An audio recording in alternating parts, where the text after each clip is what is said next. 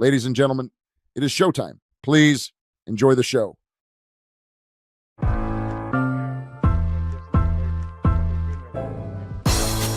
It's the corner where the Chiefs at. Is this the passing of the torch, right? Is this what this signifies? It comes down to that front office and what they feel is most important. The champ is here. We've touched down from a higher plane. Why you landed here? We always look forward to that week because it was always intense. You know that we ain't coming back. We about to. The man, the myth, the legend, Dante Hall. My favorite player growing up was Dante Hall. I love you guys in the show, but Dante was my guy.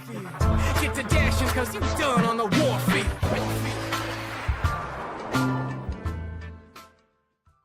We are excited to announce this season, Chief Concerns is teaming up with FanDuel, America's #1 sportsbook, to bring even more excitement to Chiefs football. Whether you're backing Mahomes to have over 4,500 passing yards, riding the over on Kelsey's 4.5 touchdowns, or picking weekly same-game parlays, FanDuel has you covered with easy-to-use features, fast payouts, and tons of ways to win. So download the FanDuel Sportsbook app today and make every snap count. And don't forget to tune into our weekly Chiefs same-game parlay show every week during the regular season. Hey everybody, welcome to another episode of Chief Concerns. I'm Marcus Dash, and our guy, former Chiefs tight end Jason Dunn, will be joining us shortly. Hope everyone's having a good night. Like everyone predicted, the Taylor Swift appearance on the New Heights podcast, which started about an hour and a half ago. It's like breaking records already, which most people has predicted. Like they had 1 million people on it within 10 minutes. Just a typical Monday night on the Chief Concerns show. Just joking. But I think they had, last I saw, because I was watching before I came on, they had 1.3 million, which is kind of ironic because they were talking about numerology throughout the episode. And, her number's 13. Then they have 1.3 million subscribers. It's or 1.3 million viewers at the time. That was pretty interesting, just kind of crazy coincidence, I guess, with Taylor Swift and her. And it's like her groups or her fans got off, they specifically had the 1.3 million or got on to have that exact number. But nonetheless, pretty crazy. And it seemed like a really interesting episode. I thought the whole thing with her saying that she's become to a point where she's such a Chiefs fan that when the Chiefs drafted Xavier Worthy, she was really pumped about that. Like all of us were when that happened. So it's pretty cool to see how she really has taken to being a member of Chiefs Kingdom. I hope everyone enjoyed that. And I hope, the people who are slowly coming over from that episode, I don't know if it's still going on, but hopefully, you guys enjoyed Chief Concerns episode tonight because we got some nice preseason week 2 stuff to discuss on the show tonight. So I hope you guys are ready for all that talk. And again, we will have a Friday night show. Chiefs are playing the Seahawks, and that game is a 10 o'clock start time on the East Coast, 9 o'clock for anybody who's in the Central time. But that means the game will be ending around 1 a.m. So that means JD, Tasia, and I will be on around 1 a.m. So that'll be interesting and that'll be fun. Getting all the episode and stuff ready after that. So I probably won't be going to bed till 3 a.m. That'll probably suck a little bit, but that's okay. Anything to get the content out for our fans in the Chief Concerns world. And let's get to those fans in the Chief Concerns world. I also want to give a shout out to everybody who was on last night during the AFC West roundtable that I was on. I saw some Chief Concerns peeps in the chat. Love that, of course. We got to give our AFC West opponents some hell. So it was nice to see some of our familiar faces in there. So let's see who we got in the chat right now. Gary Holland, what's going on, buddy? What is going on? Gary's always here, man. Always bright and early. That was at 2:20 today when he posted that. So there you go. Gary already on it. Jeremiah de los Muertos, 7:50 is when he posted that. Okay, so 20 minutes early. Okay, I love that. Love that. On time. Early is on time. What's the old saying? On time is early. Gary again. What's up, bud? Nathaniel Walker, hello to everyone on this beautiful day. There you go. Greg Rose, what's going on, Greg? Hope your trip was great, my dude. We made it back, and it took 2 days to catch up. Yeah, there you go. Yeah, look at that. Nathaniel Walker with a nice 20 spot. Appreciate that, buddy. We appreciate the contribution to the channel. We, anyone who is willing to donate and contribute to the channel, that is fantastic. We love seeing that. So, Nathaniel, hell yeah, buddy. Hell yeah. So we appreciate that. Really, we do. We appreciate all you guys' comments, whether you're contributing or not. I mean, it doesn't matter. Your engagement is what this channel is all about, so we'd love to see that. So there you go. Witchy Hall, I'm still over on New Heights. When was that? That was 8:20. It was about 9 minutes ago. I don't know if it's still going on, but yeah, I hope you're having I hope it was a good episode. I mean, I watched a little bit of it. It was solid stuff. I have a lot of friends who are Swifties. They were sending me stuff throughout the episode. I thought that was funny. But yeah. Greg Rose, I just got Panda Express dropped in my lap, so I'll be eating and texting slowly. There you go. What was it? The butternut shrimp? No, not butternut shrimp. They have the walnut shrimp. That Tage is a big fan of the walnut shrimp at Panda Express, so definitely comment about that the next time he's on the show. He loves the walnut shrimp. Will, what's going on, bud? Yeah, so guys, we'll have we're gonna open up the lines for you guys at the end of the episode. I'll post a link in the chat. I want to see some faces come on here and talk to us about any questions they have going into preseason week 2. That'd be fantastic. So please do that. We love hearing from you guys. No, everyone just asked questions on the chat on Monday. No one actually came in. So let's get some people coming in tonight. That'll be fantastic to have you guys in. Hannah, good evening, everyone. Good evening, Hannah. Justin Blackwell, evening, everyone. I just got back from the beach just in time. Look at this. Everyone's coming back from vacation just in time for our week 2 preseason preview show. Love that. We love that. Optimistic James, sub Chief Concerns chat. Hope all is good with all. And it is pretty good. I'm feeling pretty good right now. Although you have a little bit of a neck thing going on. I don't know whether it just happened earlier. It was leaving the gym and something. It set in after the sauna, even though the sauna is supposed to cure all that stuff. G-Pick, what's going on, buddy? Andrea Chenault, hey, everyone, just getting home. I will jump back on when settled. Okay, do your thing. Sam, man, hope it's good tonight. I turned off Travis and Tay-Tay to watch. Well, it should be good. You know what? They've already been on for an hour and a half. We let them do their thing for about an hour and a half. It's our time now. It's Chief Concerns time. Come on. What are we talking about here? That's what life's about, Greg. Glad you had a great time. Yeah, I'm glad you had a good time, buddy. Pull my cheese card away. Didn't know Trav and Taylor has a podcast. Taylor was a guest on Travis's podcast, the New Heights podcast with Jason and Travis.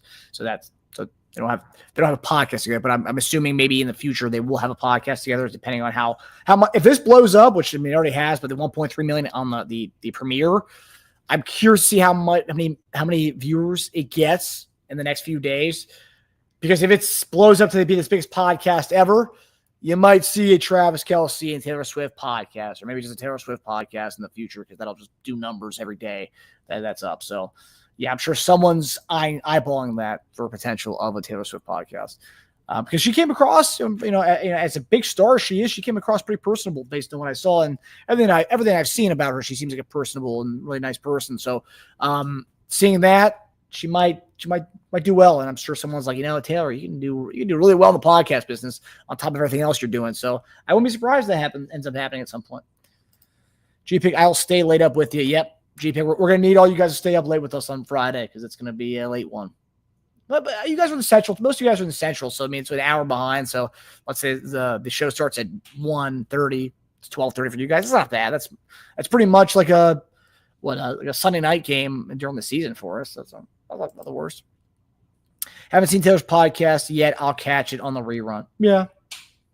It's a pretty good one. Or you just waiting to see all the aggregators post clips from it. That's usually what happens. G-Pick, what's going on? Hey, G-Pick, you're fantastic, man. Gary Holland's great. Ahmed Brown. Hello, Ahmed Brown. What's up, buddy? Hello, everyone. What's going on, man? Jeremiah Dillis, I'm ready for another great Chief Concerns episode from Marcus and JD. Hell yeah. JD will be joining us shortly, making his his presence felt a couple minutes into the episode. As always, we love that. Anybody else on that we haven't seen yet? Okay.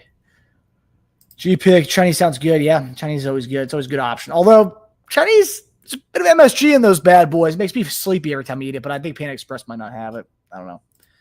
Justin Blackwell, New Heights isn't live. It's not live, but they premiered the episode, so it's a premiere. So I guess kind of alive, I guess.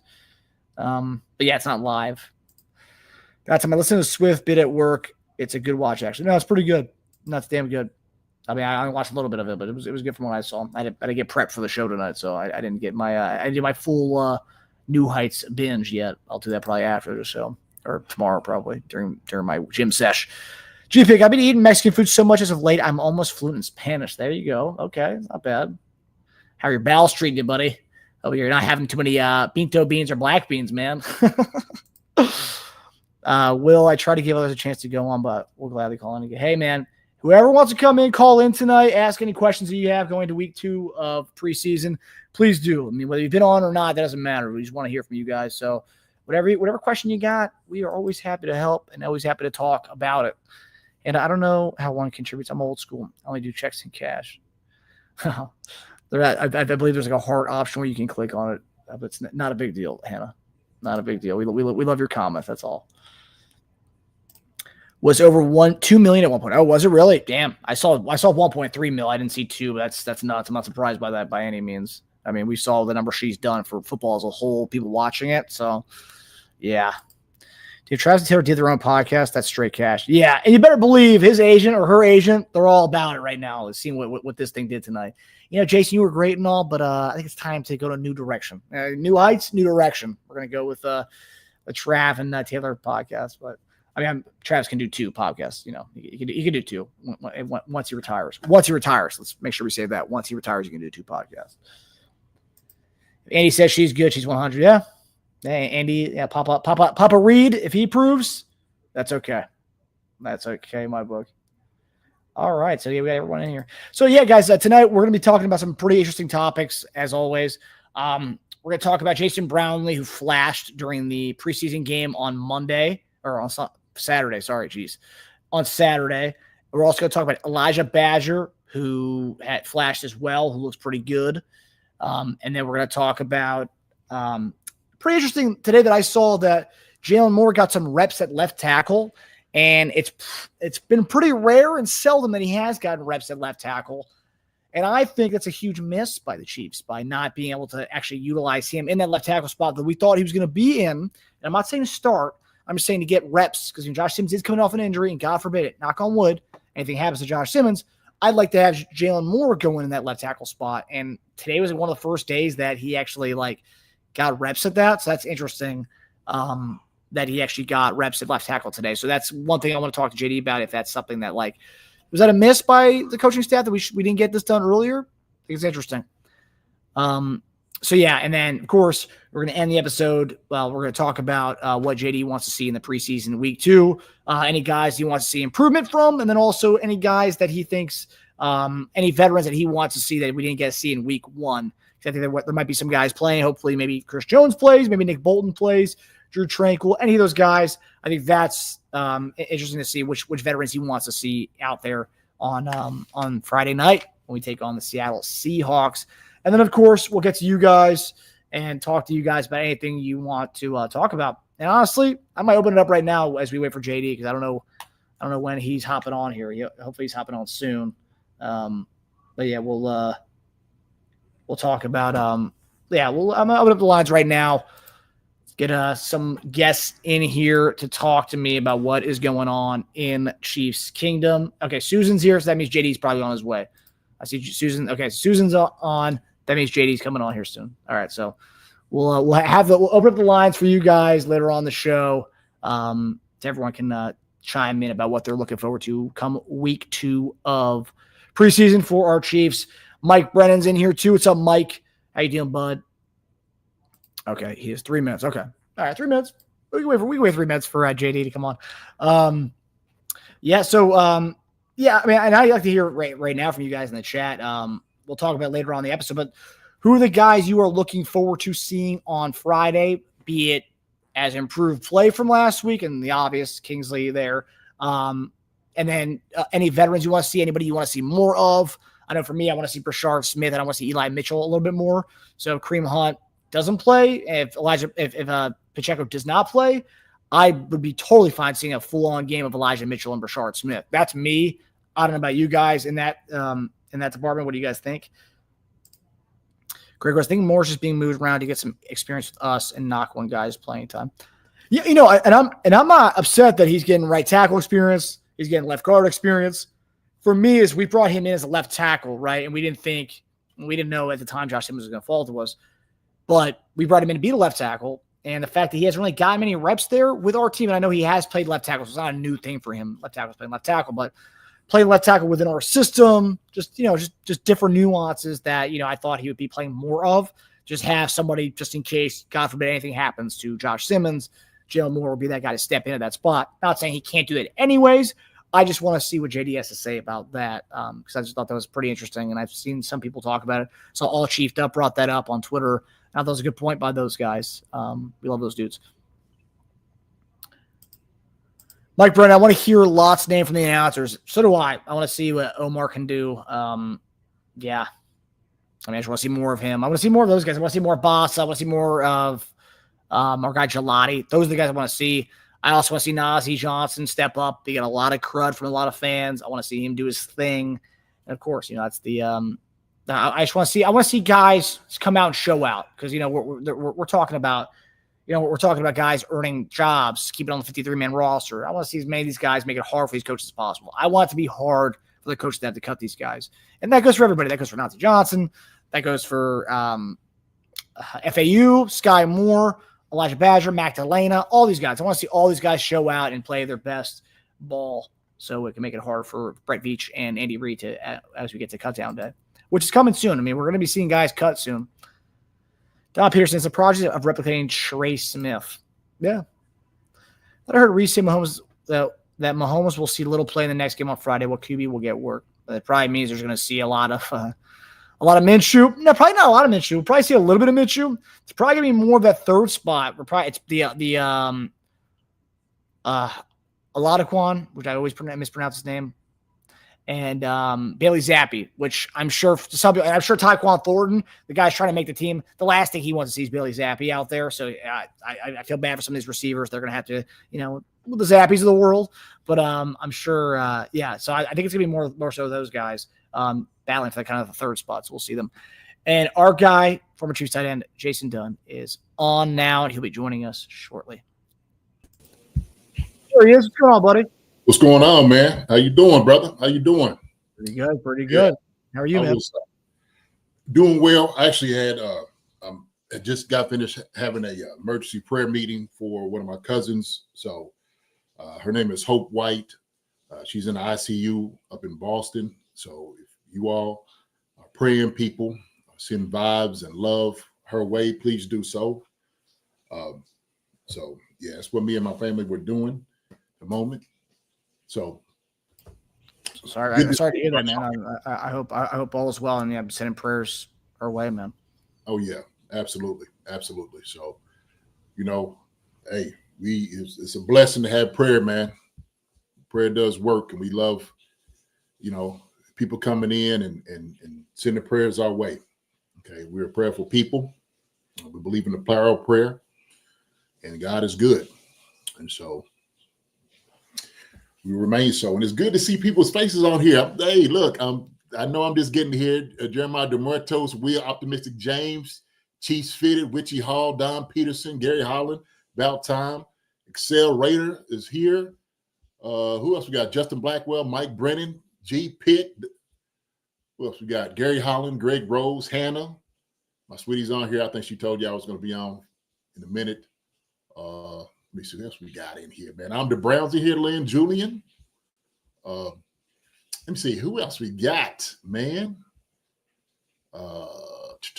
Will is here. What's up, Will? Chiefs from Southern California is in the house. Appreciate everybody for coming in, checking us out. So, hey, man, shoot, we're going to have a good night tonight. That's how we do it, man. So appreciate it, Sam, man. Thank you so much for the prayers, brother. Stanley, you too, brother. Her name is Hope White, Hannah. Thank you so much. That's her name. So Hope White. So if you, like I said, you partake and you believe it, please pray for it. Thank you so much. Okay, means a lot. I tell you what, I for me, this is y'all family to me. And I don't mind telling you things that's going on in my life because I care about y'all and I want to know what's going on in you all's life. And it's the same here. If there's something that we can do or pray, whatever those things, y'all let us know. Okay, we're here for it. We're here for it. All of it, And so we're going to be loving people, supportive people. to one another. And so I've always been humbled by that. And I always tell y'all that. When I tell you I love you, I mean it. I'm just not saying words. So it's the truth. Yeah. Like we always say, it's family on here. So we share all of it with us, with everybody out here. So yeah. And like we said, it's everyone in the chats throwing prayers up for your cousin, man. Mm-hmm. So Valentine said, man, said everyone's blushes. It's because Susan's, yeah, you got her blushing, man. Now look, hey, optimistic James. Now only I can make a blush like that now, brother. I know she's like that, wifey. Now she enjoys it. She does. And I said one day, Marcus, we're gonna have her on the show. I'll try to talk her to get her on the show, come in and say a few things, talk to the people, maybe say some secrets or what. I don't know about me. I guess I don't know what she would tell y'all, but I don't never necessarily tell you myself. I always tell y'all that, she's always trying to tackle me every single day, folks, every single day. Okay. And my wife, you see her right here on here. Okay. She's 5'2", Puerto Rican, and she's like a little feisty all the time, trying to tackle me. And once I showed her how to, tackle and use leverage, every chance she gets, she's trying to catch your boy. She's always trying to catch me. So low center of gravity, man. Like Deuce Vaughn, pass protecting out there. Yeah. So, yeah, man, this is going to be up, man. Appreciate you, Deshaun, my brother. Thank you so much. So, and everybody, Accelerate, appreciate it. Everybody, Lynn, Julian, all you all, thank you. But man, yeah, let's talk about it. This was camp's last day, Marcus. Yeah, last day. Now everything's back in Kansas City now. Oh my gosh! Look, I seen those jokers. I seen the video. They were skipping, singing, jumping around. They look like kids at a playground. That's exactly how they were acting. And I know that they were so happy this is the last day, and the fans too. I get it, the fans as well. It's a little bit closer to home, if you will. And if you live in St. Joe, you just got to make the trip down to go see them. But I think the guys, man, really enjoyed camp. Just the atmosphere was awesome. My 2 days there was outstanding. It was incredible to see the amount of people that came up for camp, just cheering everybody on. And then all the stuff around it too. They had the Chiefs store, and then they had on the other field, they had where the kids can go play. They had a bouncy house and all the games. It was amazing. It was absolutely amazing. But I told you, Marcus, that, the environment and the air seemed different. It seemed like, not was it just enjoyable, but also too, it was like a lot of love. It was like a lot of support. It was the guys took it all in. They took it all in. So I had a blast. And I know they did too, man. And, of course, going out there practicing, it makes practice easier. It makes it go quicker when you do have people out there, kind of, asking for your autograph after and, cheering for you, make a big play. And I seen the guys interacting with the crowd. When they go score a touchdown, they go over to the crowd, dap them up, throw the ball, spike it in front of them, dance, all of that. I mean, that's what you want the environment to be. And that's what the Chiefs have created with their type of wins and what they've been able to do these last few years. And, man, I can't see another, NFL camp being like the Chiefs. Seriously. So it's a great time. What do you think? What'd you see? Do you remember when you were leaving, when the last day of camp was for you guys? The load off that was for you. I mean, do you remember how obviously you see how these guys are feeling, but do you remember just kind of oh man, finally it's the last day. It's you kind of get senioritis to a certain extent. It's man, thankfully we're getting out of here. Yeah. Oh man, it was a glorious time. I told you, man. Look, you now you get to go home. You get to sleep in your own bed. Get to get on your own throne or your toilet, eat your own food, cook in your own kitchen. And then, of course, you got family and, loving for my wife, as best time ever coming back. Because then somebody get to have some love pushing out the bumps and the bruises. You can have the masseuses up there doing it, and you got the guy that, chiropractors, all those different things. But ain't nothing like home, man. Ain't nothing like sleeping in your bed. So if you ever been out on the road for for a time, and I think I heard Pat today talking about how difficult it was sleeping in the dorm rooms. He's like, look, everything else was great. He said he enjoyed everything, because sometimes you do need that. Sometimes you need just a way to concentrate on what you need to do. Okay. And I know they appreciate it for that, sort of like that seclusion. But, having, your family there when you come home from the bumps and the bruises and the kisses like that, man, is no place like home. That's for sure. Susan says you look like you're in the best shape of your life after camp. I guess that's what she was saying. Yeah. You had no choice. Shoot. Yeah. I mean, at that point, it's just, but she's probably saying that because she ain't seen me in a while. So I'd be at camp and I come back. Yeah. Uh-huh. Daddy is home. No choice but to run the hills and work out at camp, just all conditioning. Oh, yeah. That's it. That's for sure. And Wishy Hall said that so saw that one of the guys gave a PS5 to one of the fans this morning. Yeah, that was Xavier Worthy. He had his PS5 walking down the hill, and he went up to one of the fans and one of the kids on the side and just gave his PS5 away. Pretty nice. Awesome. Sure, I made a kid's day with that. Yeah. So obviously tonight we're going to get into some of the stuff, some of the storylines headed into week 2 of preseason. As I mentioned, Friday night we'll play in Seattle. That game's at 10 p.m. Eastern Standard Time start time. So that means our post-game show will be around 1 a.m., I would say 1:30 maybe a.m. Just depends what time the game ends. But yeah, so it'll be a late one. I've already seen G. He'll be there with us, and I'm sure a lot of you guys will be on with us as well. So be a fun time, a little late night with the Chief Concerns group. Yeah, nice, Friday night, getting it in, so we gotta get prepared for the season, baby. We in preseason, so yeah, we ready to get into our season mode as well. So exactly, it's a nice test for our prime time, for the million prime time games we're gonna have this year. Yes, sir. I'll lay right in. Yeah, so Chief Concerns after dark on Friday night, guys. G-Pick said I had to sip bourbon for that one. Hey, you and me both. G-Pick, you know what? I'm glad you said that. I ain't had me a bourbon in a long time. I don't sip a lot, but what I will do, G-Pick, you tell me what you're gonna sip on. I'll tell you what I'm gonna sip on Friday. I'm gonna have me a little sip.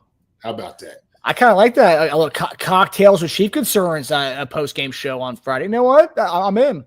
I like it. You in too? Okay. Let's do it. Right. Cocktails, baby. Cocktails all around. All right. There we go. What do you partake in, Marcus? What do you you like a nice lager or, wine or? I would probably do the drink of choice. If I was, just, ordering from the bar, I'd probably go, more of a fruity drink, but a vodka pineapple juice or vodka pomegranate. Let's sip on that. Simple. That's good. I like that. Simple. Yeah. So, yeah. Susan said it. She said she's in too. Okay. Let's do it. All right. So, Sweetie will have that. Yeah. Everyone get your cocktails ready for Friday night. That'll be fun. Be fun to have some. Make it a theme night. Make it a theme night.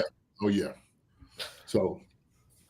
Yeah. Right, so let's get into one of our topics for tonight, our first topic. And again, guys, I'll be posting the link for you guys to hop in to ask questions at the end of the episode. So, guys, be ready to get in. I've seen Optimistic James says he wants back in, and I think Will said he wants back in. So, whoever wants tonight, even if you've already done it before, we'll still bring you on. So, come on. Yes, sir. All right, so our first topic, JD. So, JD, we've seen these two guys really turn some heads over the past couple of weeks, and that's Jason Brownlee and Elijah Badger.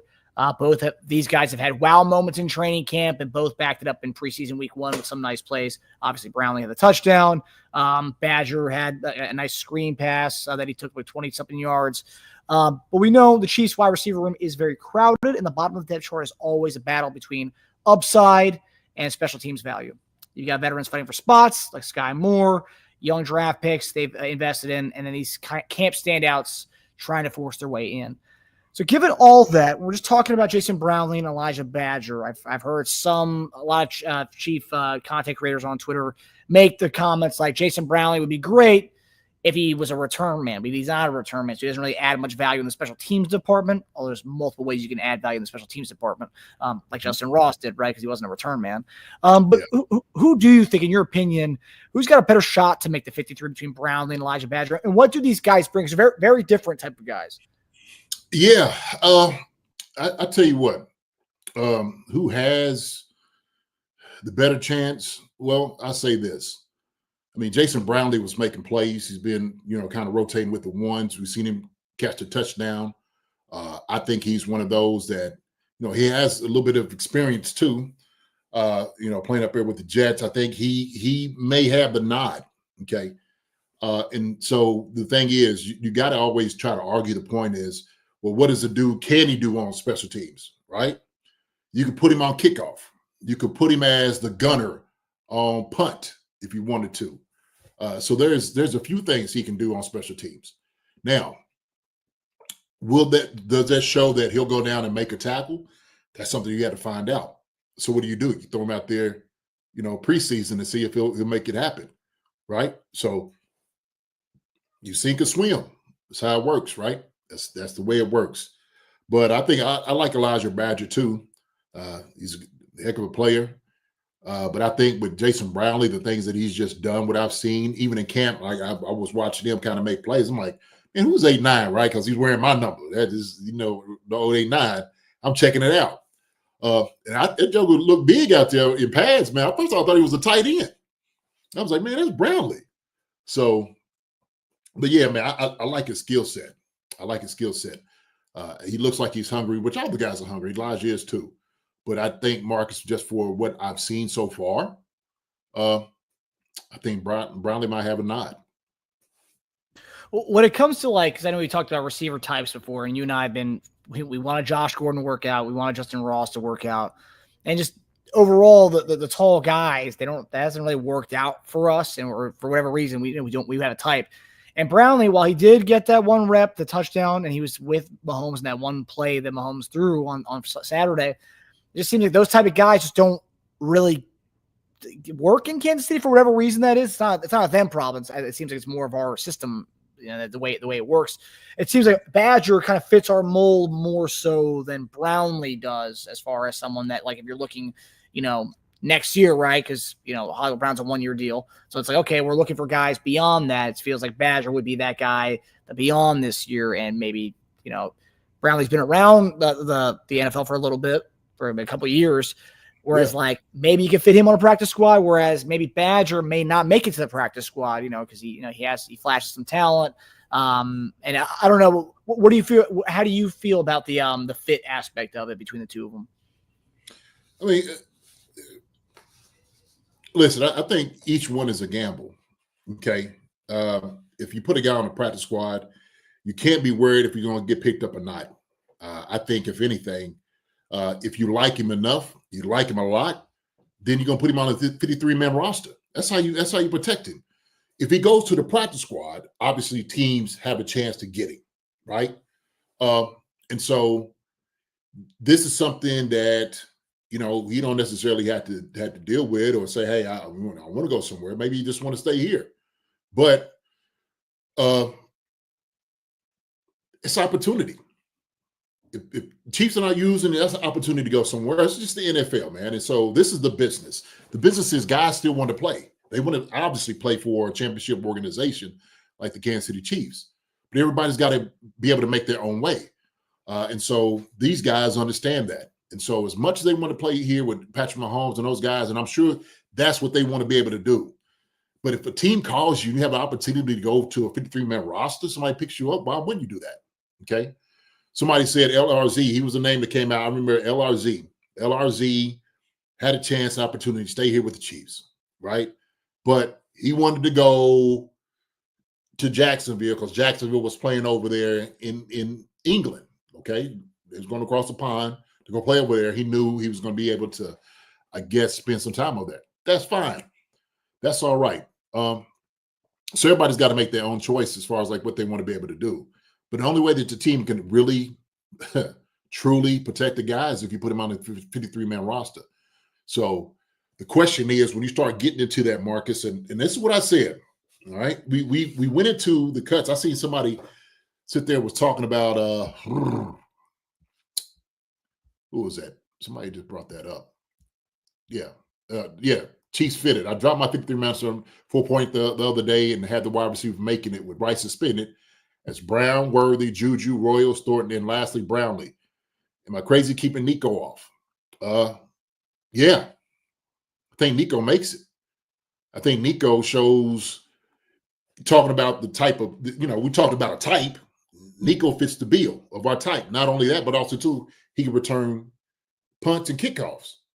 It's another value that adds on to it. And Nico's been here for a couple of years. So he's familiar with what the things that we do, what we want out of it. He fits well into the whole scheme of things and wide receivers. I just, when we talk about guys at this moment, Marcus, I don't know. I think it's just premature to say who's going to make it, who's not going to make it at this moment, really.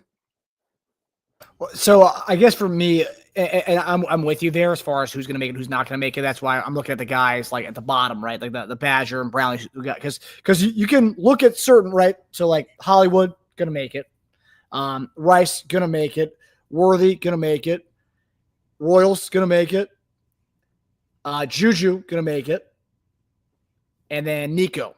I think Nico's you kind of just talked about. I think he is a lock right now because of what he's doing on special teams, and they've kind of pretty much already given him that role, right? But I would say of all those guys, he's probably the one that you could say, but there's at least 5 locks right now, the first 5 I mentioned. Now it just depends how many do you think they're going to keep. Is it going to be 7 or is it going to be 6?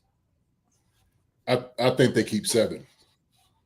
I think they keep 7 wide receivers. That's what I believe.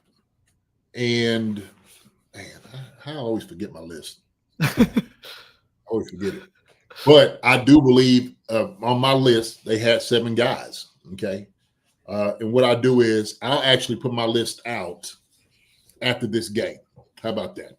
Okay. That way, next week, we'll see what JD's been thinking, kind of what some of the grumblings are from camp. But Will, I'm gonna put my list out. You guarantee that, too. So with that, right? I'm just saying for what these guys can do, 7 makes sense to me. And then, of course, you're talking about running backs. How many running backs are you going to keep? Same thing. How many tight ends are you going to keep? You're going to keep 4 tight ends and, some on practice squad. You could definitely do that. So same thing with offensive linemen. How many offensive linemen are you going to carry? I think offensive line, you could kind of skirt some of those guys right now. So how about I give you my offensive line list? We do that, right? Josh Simmons, Kingsley, Creed, Trey Smith, Jawan Taylor, okay, Jaylon Moore. I have also Wanye Morris. I have Mike Caliendo. I have Norzad, and I have Hanson.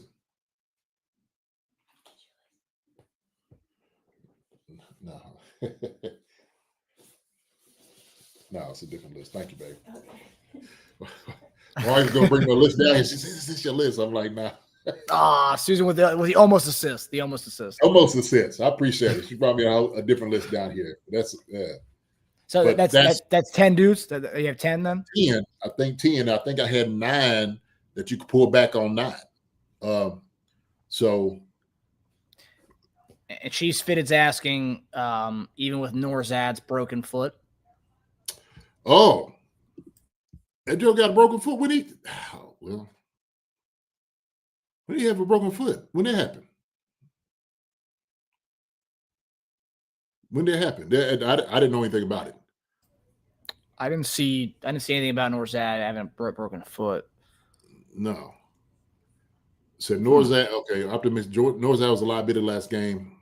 That's why it's CPG though. I don't know. So my thing is, I think Norzad he's the other center. Obviously, he's going to have to play if he's not hurt to back up Creed. If not, you're going to have a whole different guy in there snapping balls. And so I think I would rely on Norzad before anybody else.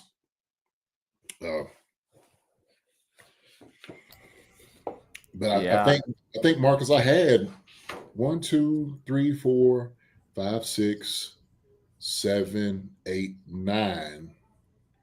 9 guys on the offensive line. If you had 10 CJ Hansen, that was it. 10 at the most. I forgot how many we carried last year. I looked it up, but I did the numbers. So let me see. Okay, so that's 10. 20.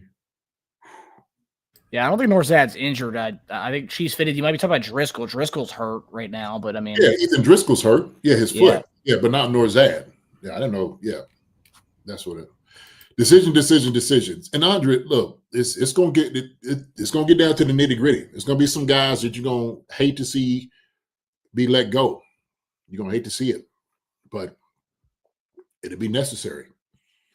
And so you put guys like that on the practice squad. And then hopefully guys that are staying in the system, you get to pluck them off of that one day. So the question is, are these guys making plays? Who's going to be making more plays? And it's also about consistency. We've seen that too. I think Nico came out, was it last year?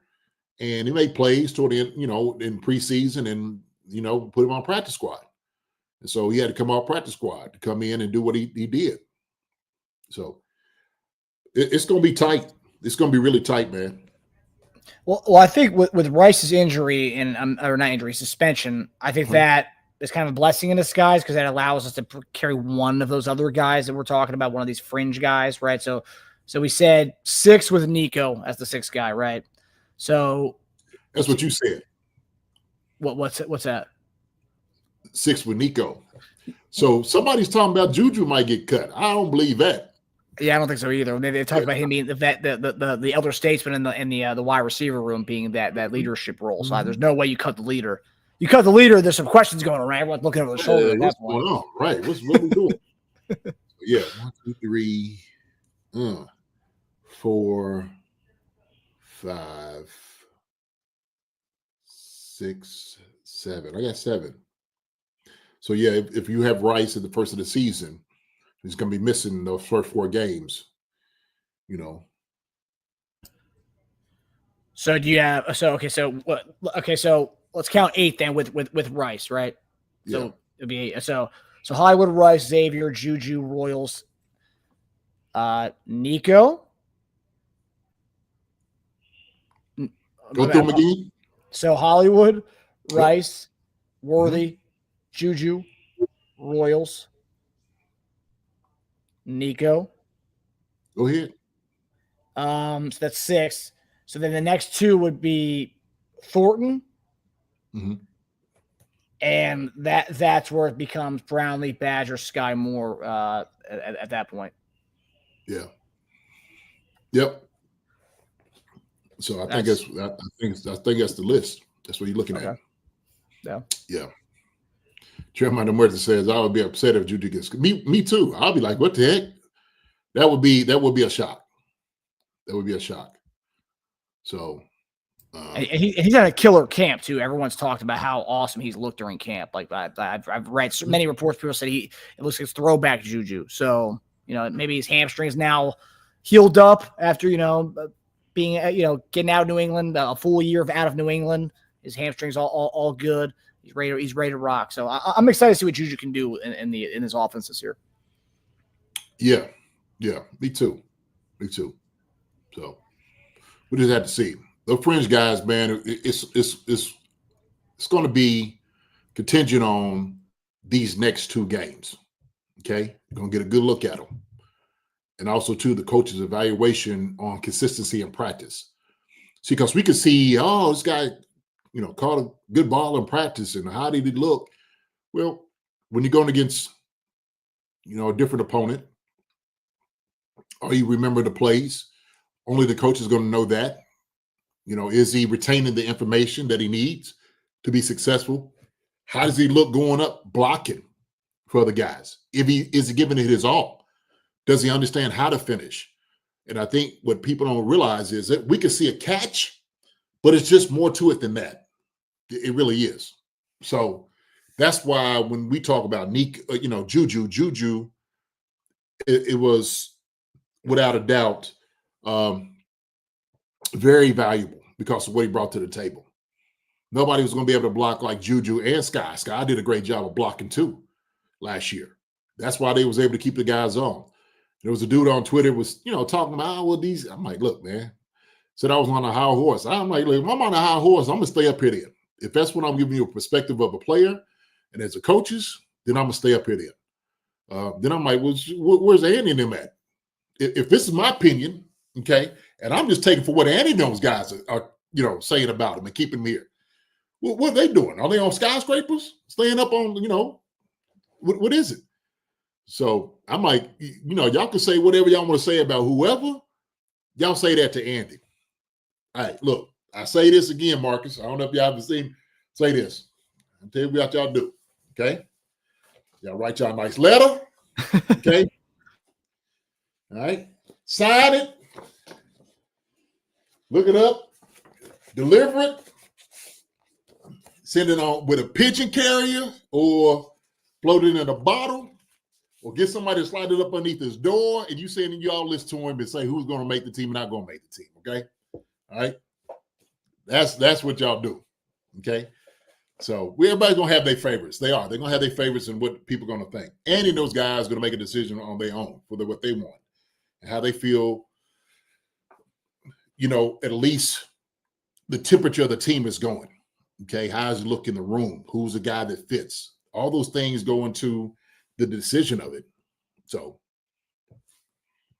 yeah, I think Andy has deserved level of trust from fans if he decides to keep a guy on his team because he thinks that's the best possible guy for our team. So I think fans should trust whatever that is. I know everyone's got their favorites, but at the end of the day, if Andy says it, then that's it. That's law. Yeah, that's law. So, yeah, and that comment you were talking about, you being on a high horse, just giving your opinion on stuff, and the guy also put words in our mouth with his comments saying that, oh yeah, you guys say we can't criticize players. It's like, well, no. We say we can constructively talk about players, but there's a good way of talking about it, and there's a bad way of talking about it. I was like, just choose your words wisely. And then someone commented saying that you guys that you're right on that one. Yeah, look, we could criticize players. I said, and it's warranted at times. It is. I'm not saying you can't be critical, guys. But then when you go into the disparaging words of saying, he's a bum and he is this and he's not worth anything and all of that, that is when you become dismissive of just a guy's value, period. Okay? Because he's not doing what you want him to do.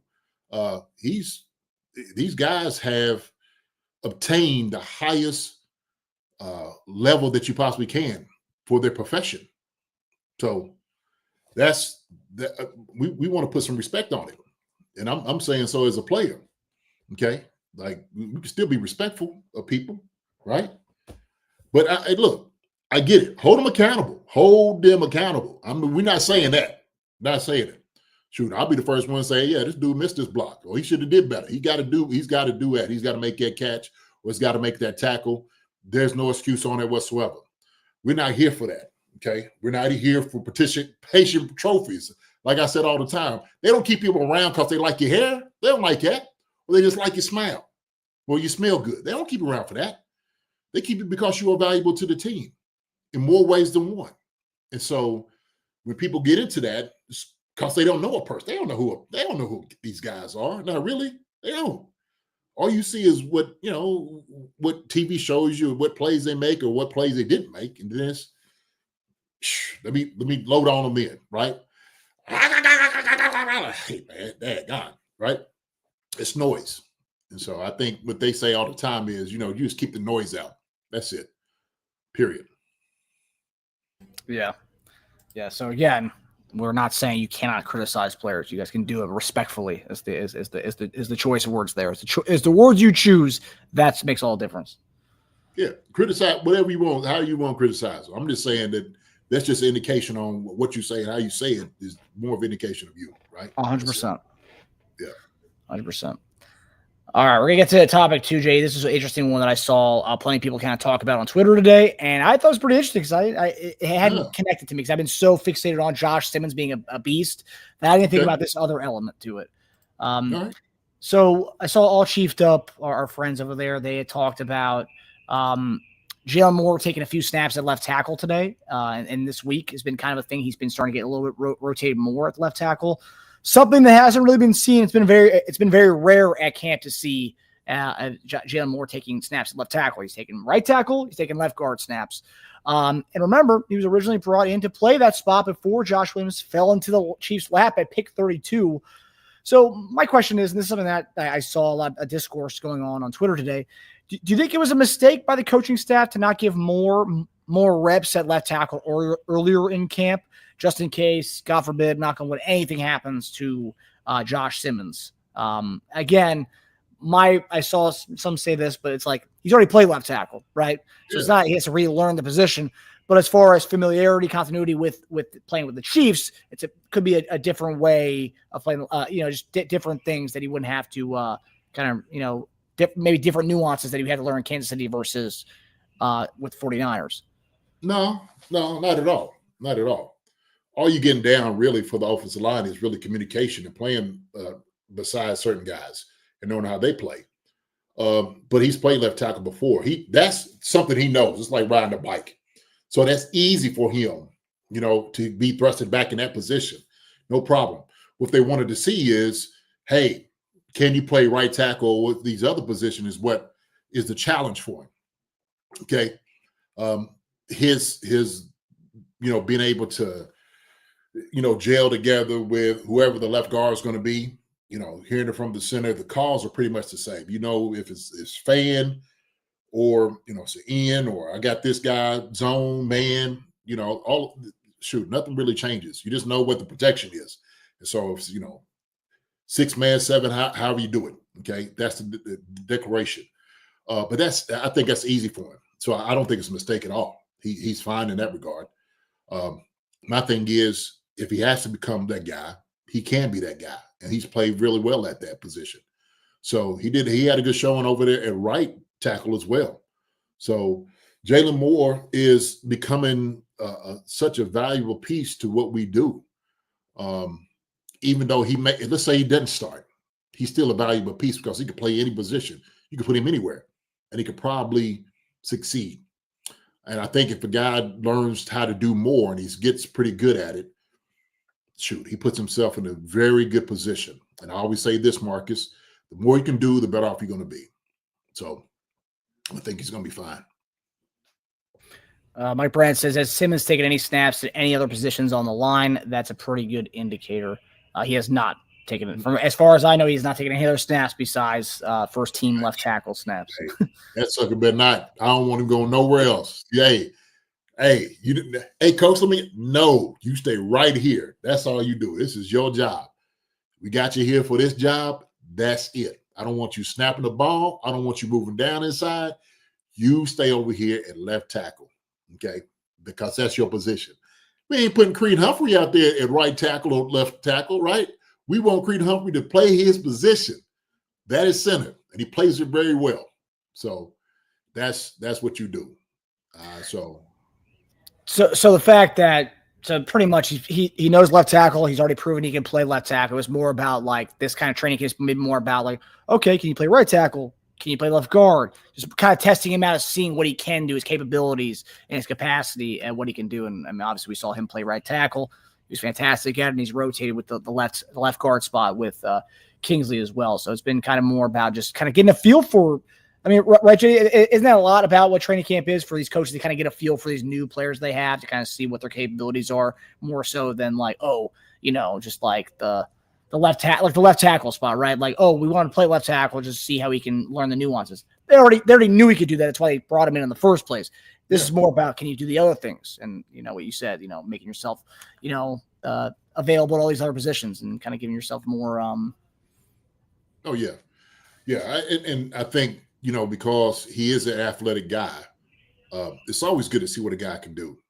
And usually when a guy, he plays, a certain position like left tackle, if he has a little bit of history playing other places, then you're like, okay, you do have a background of doing this.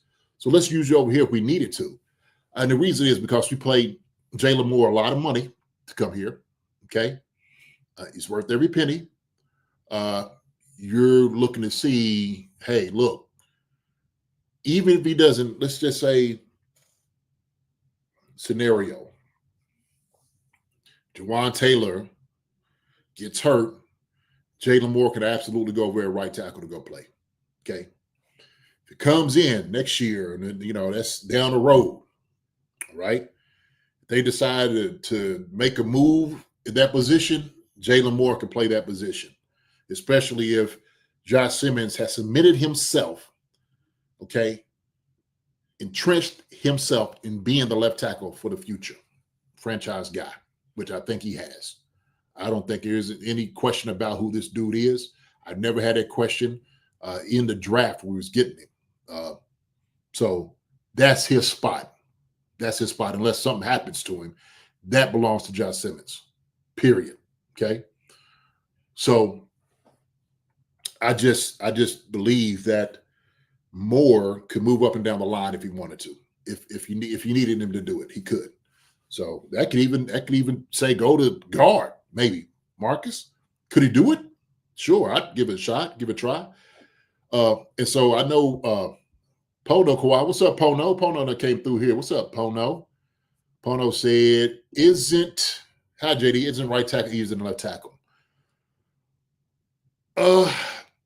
Because of the pass rush down today, you had to be as proficient at right tackle almost as you do at left. Usually before you have left tackle, obviously he's protecting the blind side, and still that's the hard part for the quarterback. Absolutely, right tackle might be easier because the quarterback might be able to see a guy in his vision and change. He can only feel a guy coming on his backside. So as far as relatively to the position, it's not necessarily easier because who you're going against, but it may be easier for the quarterback to see a guy in his vision if he needs to bail or step up or whatever he needs to do. But both guys, left tackle, right tackle, man, this day and age, you got pass rushers on either side that are absolute dogs. So, I mean, look at Bossa and shoot, TJ Watt. They made sure they would have them going against the right tackle. That's where they are. Why? Because they always looked at the right tackle being a weak link. No, not today. No more. So and Crosby too. Yeah. I think it's interesting. It kind of just occurred to me that the two big signings we've had at the tackle positions, but during the Mahomes era, Jaylon Moore is one of them, based on because we traded for Orlando Brown, we didn't sign him, and then Jawan Taylor, which when we signed him, it was like, oh, based on his contract, he'll probably be playing left tackle, and then later on that offseason, we end up signing Donovan Smith to be the left tackle. So I think it's funny that and then now Jaylon Moore signed him to be left tackle, but then we find out a couple months later that Josh Simmons is available at the pick 32, and I guess that there goes the left tackle dream for Jaylon Moore. Yeah, you got to pull him. Shoot, pull that joker. I know he's sitting there like, oh, man, he's going to make it. Oh, yes. Go ahead and get it. And look, to me, that's just your safe pick. Fail safe, right? That's what you do. So they ain't wasting no money getting a Jaylon Moore here. So he's a very capable guy. So, and look, I mean, we've had offensive line injuries throughout the season. I mean, look at last year, we had injuries, and now you have Jaylon Moore. If that does happen, you have a guy who can play multiple positions throughout the O-line. So, I mean, anybody who and I saw a lot of this too, is a lot of people now saying and looking, hindsight, right? It's like, oh, we should have spent all that money on Jaylon Moore. First off, we didn't spend a lot of money on Jaylon Moore. Was it 2 years, $20 million, or 2 years, $30 million? About 15 a year, I would say. Yeah. Mm-hmm. For a guy who can start in multiple positions on your offensive line in high capacity in doing so, it's not a lot of money, in theory. But as far as it's not a waste of money because we've had experiences where we've had injuries on the O-line to have that fail safe, like you said, That's a big deal to have. And so Brett Veach was very smart in doing that because, and at the end of the day, we didn't know we were going to get Josh Simmons at 32. That just happened to happen. Yep, that's right. So great problem to have, man. We in a good spot on all O-line. We are. And I know people had questions, obviously, on left guard and stuff. We'll be fine. We'll be fine. Okay, I don't have any issues whatsoever with the guys that's there, that's getting reps there. We'll be fine. We'll be okay. We got capable guys on the line of scrimmage that we're going to be all right. Yeah. Yep. All right, so we're going to – Scott Van Stelhahn says 2020. You didn't write it, Scott. Yep.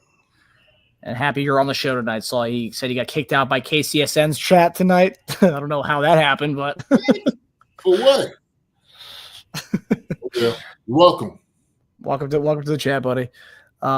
So we're going to get into. So I'm going to shortly send out the link to you guys to join the chat to ask us questions. But before we do that, there's a question that we're going to ask you guys when you guys come on the show. But JD, preseason week 2, Friday night. We're going to be going to Seattle for a 10 o'clock Eastern Standard Time start time. But as we get to this game, right, we saw a lot of good and a lot of, some things that need to be improved on going into week 2. Are there any guys that you want to see kind of come out this week 2 game and kind of, take what they learned from last week, the lumps they got from last week, and improve this week? Is there anybody you're looking at to improve from week 1 to week 2? And also, are there any veterans who didn't play in week 1 that you're really looking forward to seeing in week 2, even if it is in a limited capacity? Not really. Not necessarily veterans. I think it's still the young guys. I still want to see what they're able to do, right? It's still the question, I think, D-line. Still want to see Ashton get after it. I still, Norman Lott, get after it. I still want to see Bossa get after it. I still want to see FAU get after it also.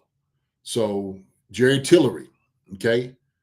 I want to see those guys shoot. I want to make sure that, Fabian Lovett, if he's getting a fair shot at it as well.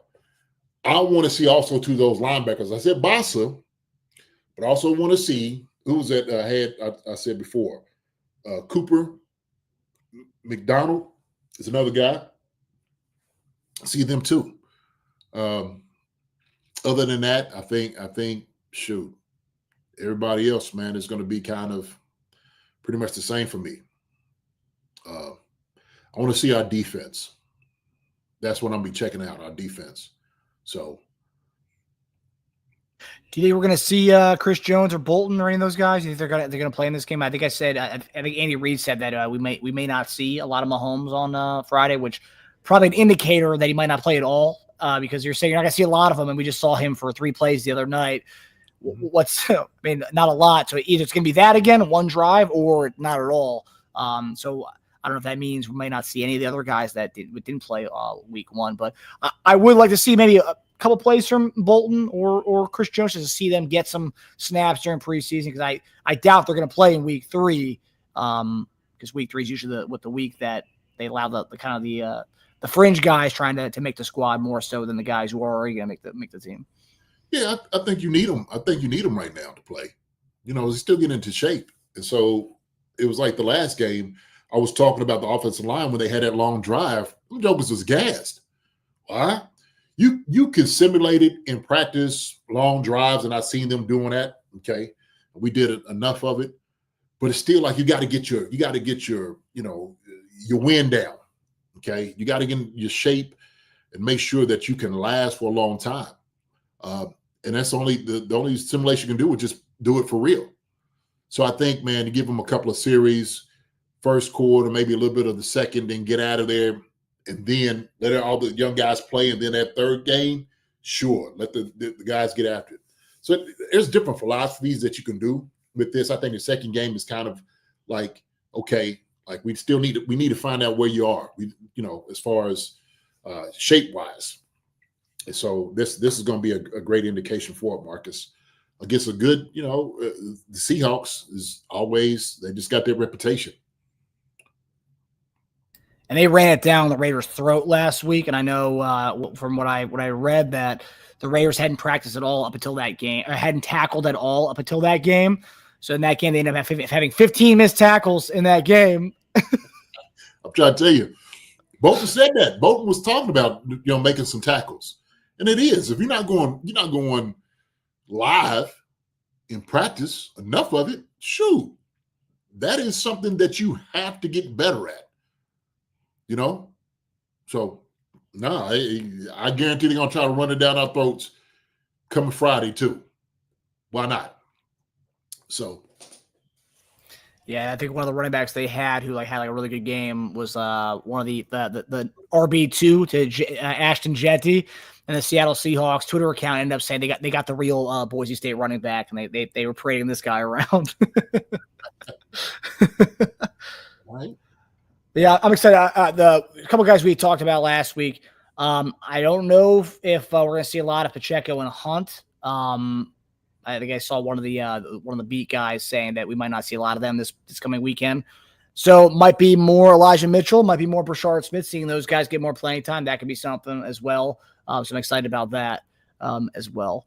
So yeah, I want to see Brashard Smith actually do something. It was the late fourth quarter when he finally started to get burned last week. So I want to see him actually get some totes and some some creative screens thrown his way. Okay. So. JD off topic, but was always curious. When fans send stuff to the stadium for players to sign, do the players actually sign it or someone else sign for them? So the players usually sign.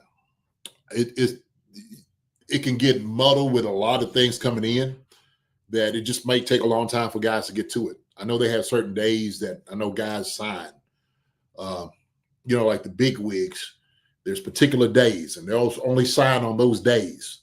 And then after that, they're not going to sign anything else. I always go to, like I said, particular days.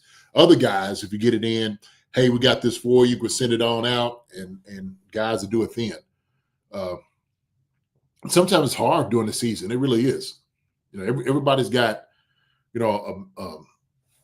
mail, box and all of that. But shoot, sometimes you're not even thinking of it. You got to go. I know in the locker room before, you almost had to walk past it to get to the managers to get some of your jerseys and stuff. You're like, oh, I got mail, and it might be a letter from somebody from Iceland or something like that. Like, hey, shoot, you a Chiefs fan? Sign it, hit it back. So, but yeah, no, guys usually sign it. You're getting it from them for sure. So that's cool. We got our first guest tonight coming in right now is our guy, Optimistic James, coming in here. Optimistic James, can you hear us, buddy? Hey. Yes, sir. What's up? Can y'all hear me? Ken, OJ, what's up, man? The real OJ. What's going on? What's up, Dash and Dunn and Dash? It's just another week in the season of football. Can y'all hear me? You can, yes, sir. It is another week. Hey, how do you feel about this game, brother? How you feel about it? I feel that I want to see Spagnuolo use Moore 5-2 and then put Tranquil at the slot. Do you think that would work? Because Tranquil has played that before, and it would still put us 3 down here linebackers with. I mean, if you interchange Bosa with Bolton or Chanel at any given time at that point, it would probably just change up the dynamics of that 5-2. But do you think that would work when you got Galati, Norman Lott, you got Tillery, you got Pennell, you got Omenihu, you got Kalafkis, you got numerous D linemen that can fill those roles that can also spread out a little bit. Do you think you can? I mean, because everybody's questioning the slot right now for the DBs. Yeah.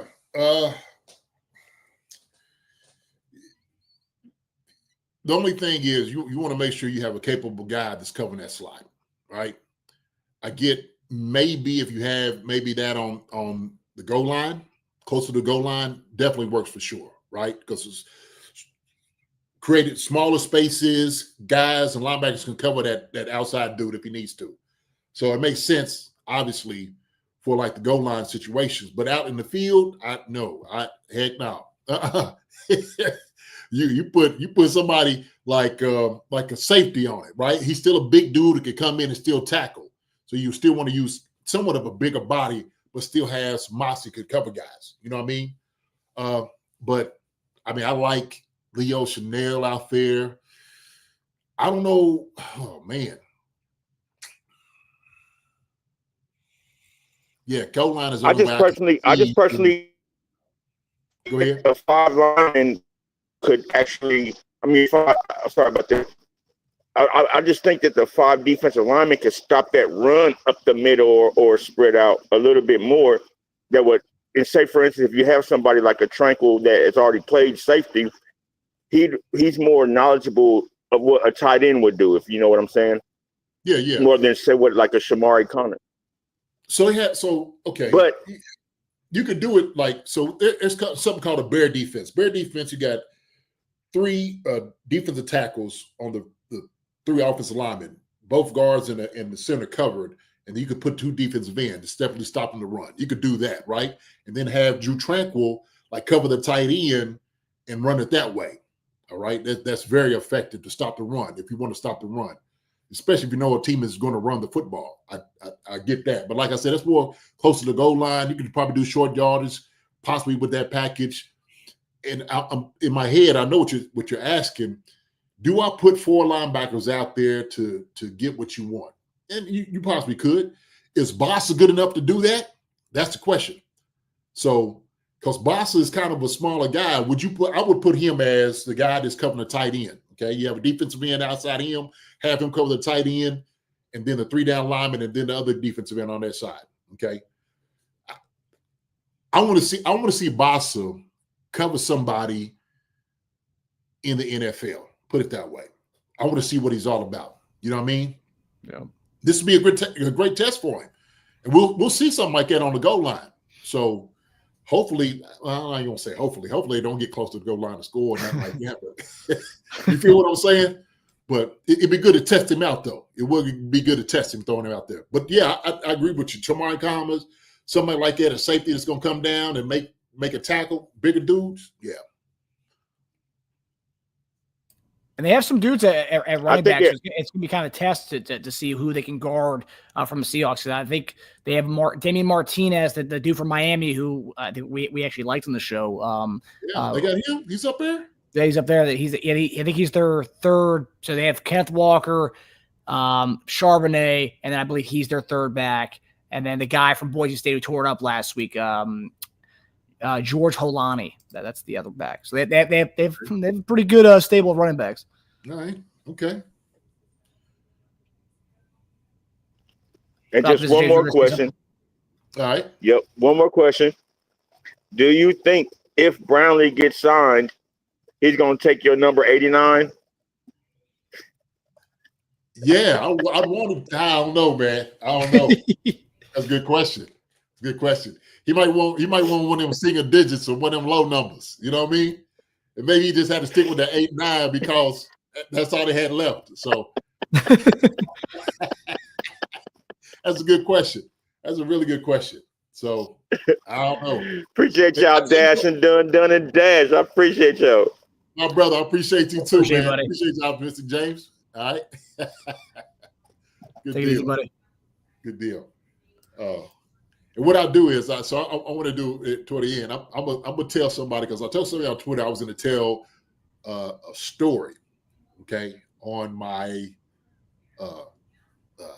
from camp. All right, so we'll do that too. So who we got now? Cool. We got Chiefs fan from SoCal joining the show right now. What's going on, buddy? How we doing? Yeah. 1-5, baby. 1-5. What's up? What's going on, man? Southern California. Man, I'm so happy to meet you guys. Feel like family, and I get to see you, JD and Marcus. You guys just do a heck of a job, and the way you do it, the way you go about it is just amazing. And I know it's a lot of work, Marcus. I had a little podcast. I'm Audio Talk on the side, and I know it's a lot of work, but you guys knock it out of the park and make it fun for all of us. Man, we appreciate it, man, for all the kind words. And we are great to see you as well. So I'm in my music studio. Oh, yeah, okay. All I right. got produced. My daughter's an upcoming jazz singer. Wow. She sings opera. She sings jazz. She sings pop. She just came back from Austria. She got invited out to Salzburg, Austria to sing where the Sound of Music was with like 25 women and men and women across the country. She got a special trip out there and knocked it out of the park. We just produced her album. It's coming out soon. What's her name? Come on, man. You gotta Well, I'm Bill Sawtell. She's Julia Sawtell. She's 20. She had her first album at 17. It's out there. Call Me Julia. It's on Spotify and all the iTunes and everything. But our new album's really good. We went all out, recorded it all here in Southern California, here at home in one of the bedrooms, and that's coming out soon. But just good, man. Yeah. I'm putting it on my playlist now. Okay, check it out. She had one song that was in Asia. It has like 20 million views in Asia. Wow. Something stupid, an old Frank Sinatra song. That's fantastic. Yeah. But anyway, how do you spell the last name? Sawtell. Sawtell. Okay, Sawtell. Julia Sawtell. All right. Yeah. Jazz, little jazz. I got Ella in here. Let's see. I got a little studio tour here. If I can do this. There's Ella up there. I got the Beatles there. Got some art. I got Taylor back there for Travis. There you go. He's back there on the wall somewhere. Where is she? That's fantastic, brother. You tell it jazz, man. You talking my language right there, brother. Well, man. she's got some really amazing talent. She's an actress too, so she kind of does it all in a way. Okay. That Lucha? Oh, but hey, I'm excited about the game. I want to see something out of Lott, because he had a lot of hype. I know Gelati can take a punch. That guy, he even fought back too. He played really well, but Lott, I'd like to see some more of him, because I think we've heard a lot about him. He was awfully quiet last game. What did you think? So I think he was coming off a little injury. I think he did something to his calf or something, and they kind of set him out of practice, was giving like a limited reps. But he made a move that showed his potential. Okay. And he did it against, I think it was second or third team offensive line, maybe second team. And he swatted their hands and got in the backfield. I'm like, that's exactly what I'm looking for. That's exactly what he showed in college. And so we need to see is just a little bit more of that. And he's not a tall guy. He's very compacted, but he has some quickness about him. And I think it takes all that coming together, right? These guys, man, I'm telling you, after talking to Ashton about trying to remember all the things, defensive schemes and whatnot, and the calls, their heads are spinning. They really are. And so once those guys pick those things up and retain that information, quicker, then they can kind of go play the way that they want to. And so guys that already got that down in their system, it's easier for them, right? You could kind of go make plays. You could slash and you could, definitely shoot the gap and get things done.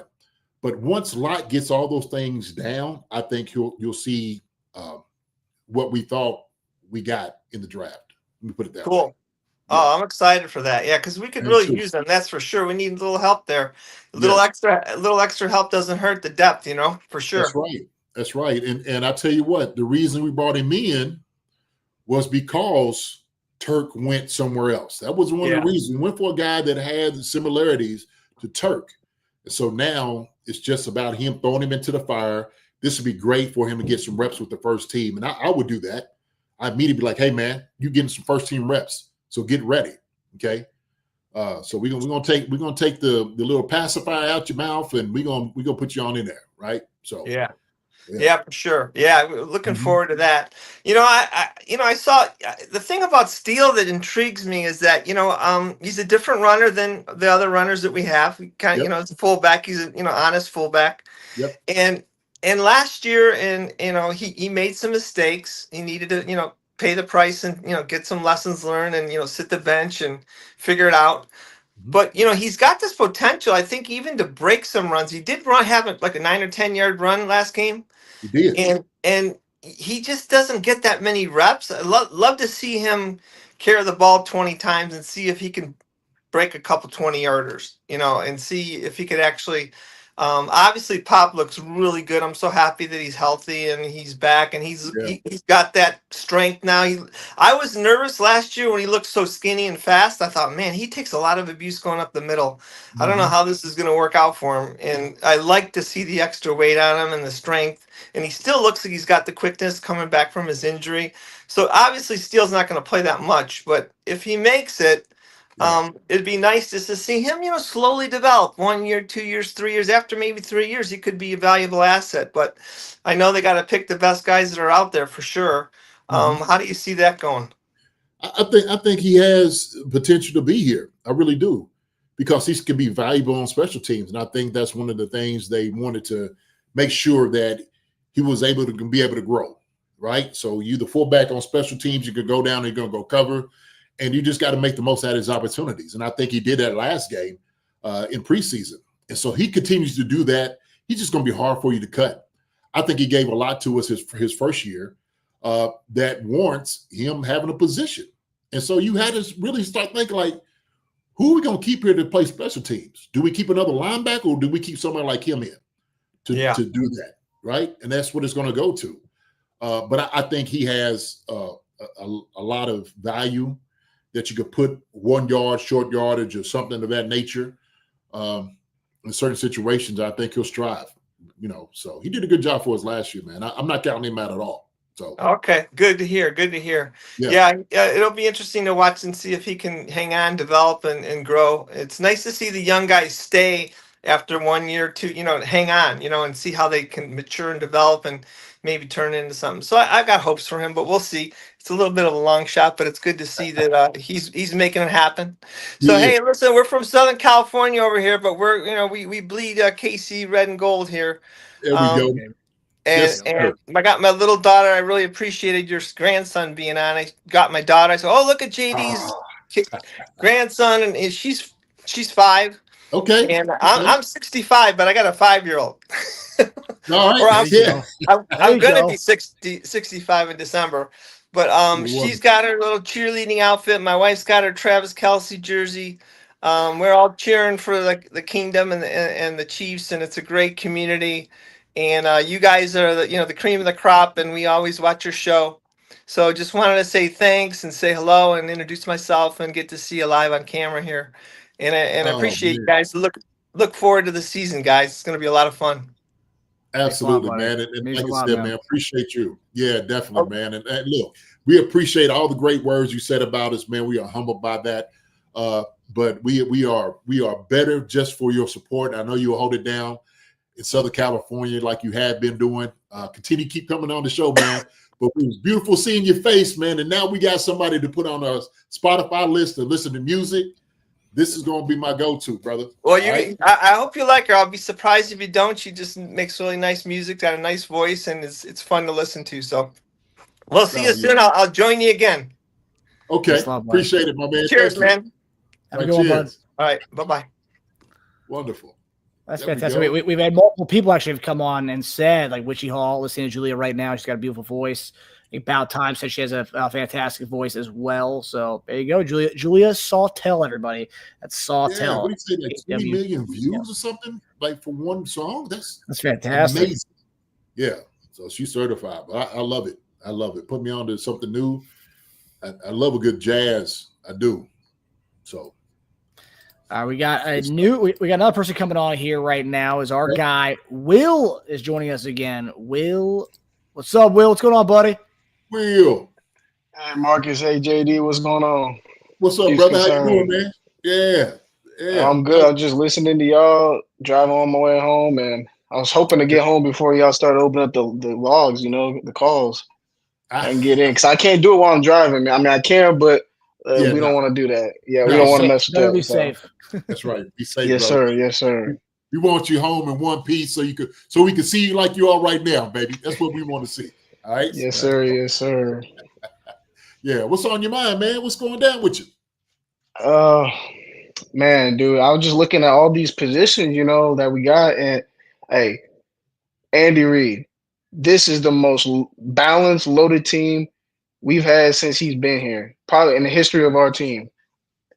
All he has to do is run the football Run the football, and we're gonna be straight. But a couple things I want to see coming in this next game. I really want to see, Marcus was touching on it earlier. I want to see Brashard Smith. I want to see Elijah Mitchell. And I want to see Carson Steele, man. Like, dude, that's a loaded room, man. Like, gosh, 18. I think about it, man. We got guys everywhere that can do what we need them to do. Yes, sir. Yes, sir. I want to see Noel Williams, man. Dude, I want to see like our draft pick, man. I want to see him get out there. I want to see what he's long, big. I like that length in the secondary we got, man. I want to see that. And Gelati, man, that's my guy right there. That's the guy. As soon as we got him, I said, "That's it. I want to see Gelati, man." And see him get some more time in the next game. So what did you? I know. So you watched him this last game. What did you think about his performance then? This last game. Well, I think he was fine. It just, it was his first game. I don't know how long he is, but I mean, I think he did fine. He just more reps, more reps, get faster, less thinking, and more instinct. And I think he'll be great. Like I said, he's going to be great for us. Gelati, I would love, Charles Omenihu. Obviously, he's got that locked down on the other side of Furious George over there. But yes, sir. I would love to see some Gelati mixed in, because Charles, he's coming off that injury, So it's not, you can never have enough pass rushers, You can never have too many pass rushers. So I want to see more of our pass rushers, get in FAU, I mean, it's a crowded room, man. I mean, like I said, you got Charles Omenihu, you got George Kaloftis, Mike Dana. Mike Dana. I was going to say, yeah, Mike. Yeah, Mike started the game last. Yeah, man. Mike. Yep. Yeah. Mike ain't giving up to nobody, man. I'm telling you right now. You feel me? Yes, sir. Yeah. Yes, sir. Mike Dana, man, is that guy. Michigan Wolverine, that's what my mom loves, Michigan. Okay. So, yeah, I mean, dude, man, this is a loaded roster, man. It's a loaded roster. I'm excited for this year. Friday can't come fast enough. The next preseason game can't come fast enough. The regular season cannot come fast enough. I need Chiefs football. It's been too long. Don't we all, man? I got you. You mentioned the edge rushers. There's a guy we haven't gotten to. We just signed him 2 days ago, right after he put Janarius Robinson on IR. Is Nate not Matlock, not Matlock the show. Matt Lack, Nate Matlack from Kansas State. So he was a Kansas State guy. He played for the Steelers for a little bit. But now we just signed him after he put Janarius Robinson on IR. So you have another Kansas State guy who I believe he had like a good amount of sacks in his college career. So yeah, 4 sacks, 2 sacks, 4, 5. I mean, so he was pretty. I mean, he kind of did his thing in college. What do you guys know anything about this Matt Lack guy? I know some people online were saying, "Oh man, he's another high motor kind of guy," which it's never not a bad to have enough of those type of guys. But what do you know anything about him at all? Will no. No, I do not know anything. But hey, that's something I gotta look up tonight. Got to figure out all the new guys, and like you said, high motor. We want guys who just want to get after the freaking quarterback, man. Like I play Madden, I'm blitzing every single play. Now, obviously, we can't do that in the game, but I mean, I want guys to get the quarterback, man. I love sacks, man. Sack Nation. Chris Jones talk about Sack Nation. I want to bring it back to Kansas City where we can be top 5 in the league in sacks, and just be dominating. So another guy right there. If anything else, I mean, it's just more competition. I love competition. I want the best to rise to the top. So another guy in there that to mix it up. I'm all for it, and hopefully he gets some playing time this week. And throughout the rest of the preseason. What's his name, Mark? Hold on, I'll look it up. His name is Nate Matlack. So like Matlock, but Matlack. Okay. Yes. So he went to Kansas State for 3 years, and he finished at Pittsburgh. So he wasn't a Steeler. He was at the Pittsburgh Panther. So 3 years at Kansas State and 1 year at Pittsburgh. Okay. All right. Yeah, I'll check him out, though. Yeah, I'm definitely going to check him out right after this. high motor guy apparently. So So I agree with Will. Everything you said, man, about having just that high motor pass rush dude that's going to get after the quarterback, and that's what we need. We need relentless guys that are just, hounding QBs. That's it. Like we need to get in the backfield more. So I don't think we got to see that this last game. We need to see it this game. I agree. Especially they get to start running. And now they run the football, you stop the run, so you force them to pass. But the thing is, you got to be able to stop the run first. And so that's another thing that, oh man, the last game we gave up a couple of runs. But I think with the guys, and it goes to like I was talking about before, is once these guys get all the scheme down, they're going to be fine. And then you can play fast, right? That's what you want to do. You want them to get everything down. Because that's what it is that, the scheme, everybody's got the way Spags got it. Everyone's, got a lane, and everyone, he has to work together. If anybody messes up on their thing, they can break off some runs, So it's not just a one person thing. And the scheme is tough. Everybody talks about it. The first time they're in there, it takes them a minute to get it down. And once they do get it down, as you see, the season goes on, our defense gets better and better and better and better. And by playoffs time, we shutting everything down. No fly zone. Nobody getting runs. Like everyone talking about Derrick Henry. Nope, Derrick Henry ain't running over nobody. Talking about Christian McCaffrey. Nope, Christian McCaffrey getting shut down. Everybody getting shut down, man. And that just comes with people learning the scheme and playing fast. But it takes time. It definitely takes time. So, like you said, I want to see more of that going in this next game. Just a step in that direction. And I'm not expecting it to be all perfect right away, but let's take a step in that direction, game by game, and then before you know it, we'll be right back where we need to be. Well said, brother. Well said. I'm right there with you.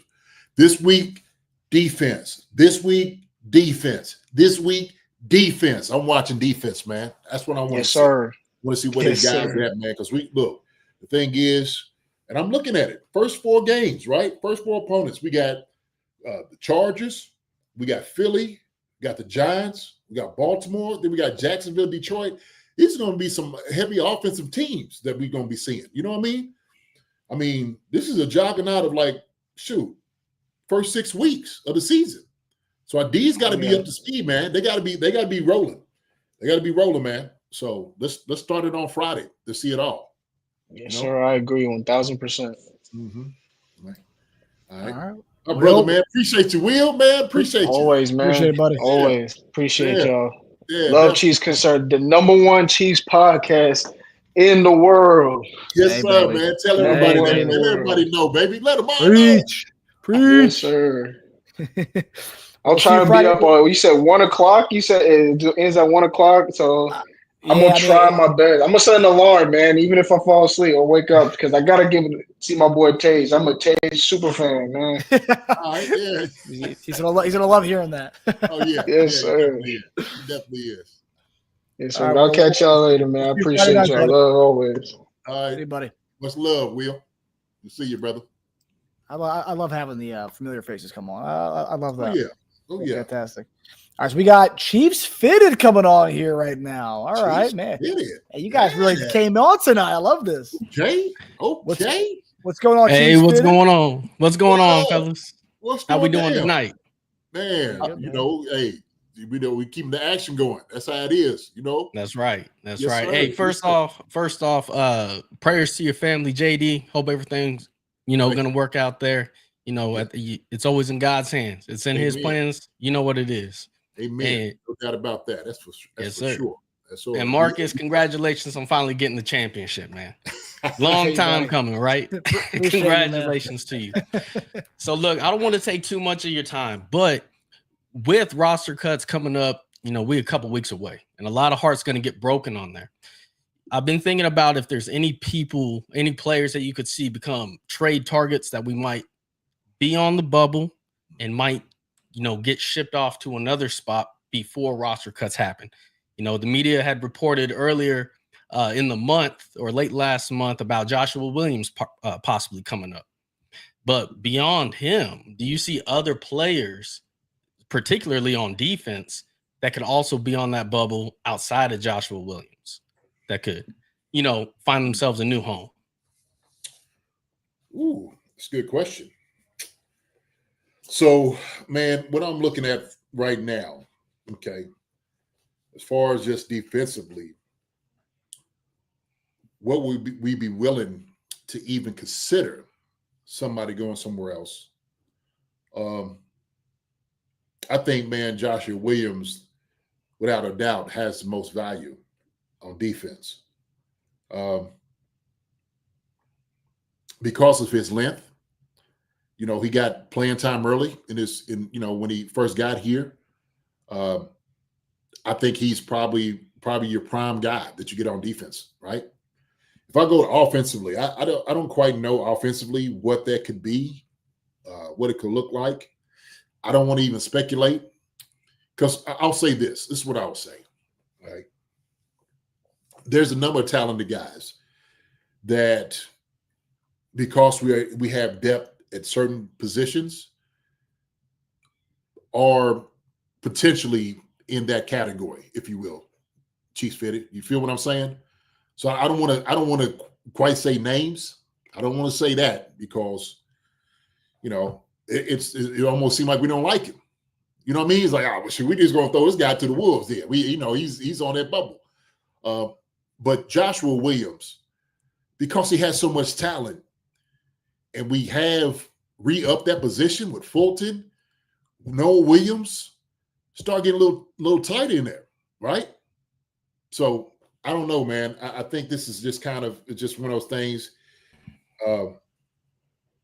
You don't want to give up like that, that culture or that guy to any place and saying that I'm not saying you're giving up on a guy, but you use him as a piece. Nobody wants to be used as a piece. You know what I'm saying? Yeah. So. Well, what do you think? 'Cause we talked about kind of the same light, right? It's a packed DB room, but receivers, right? So we talked about, at the Tyquan Thornton, the Brownlee, Badger, Sky Moore, and I saw Lance DeSpoken, friend of the show. He was talking about how he didn't think, he said any fan who's saying that Sky Moore can be traded doesn't know what they're talking about. There's little to no value to trade him.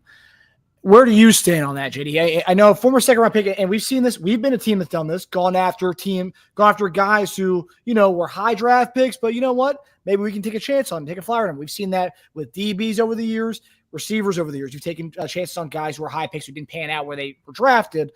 Yeah. Do you think like Sky Moore, Badger, Brownlee, Tyquan Thornton, do you think those guys would have value around the league if we want to trade one of them? I think the only one would be Sky Moore.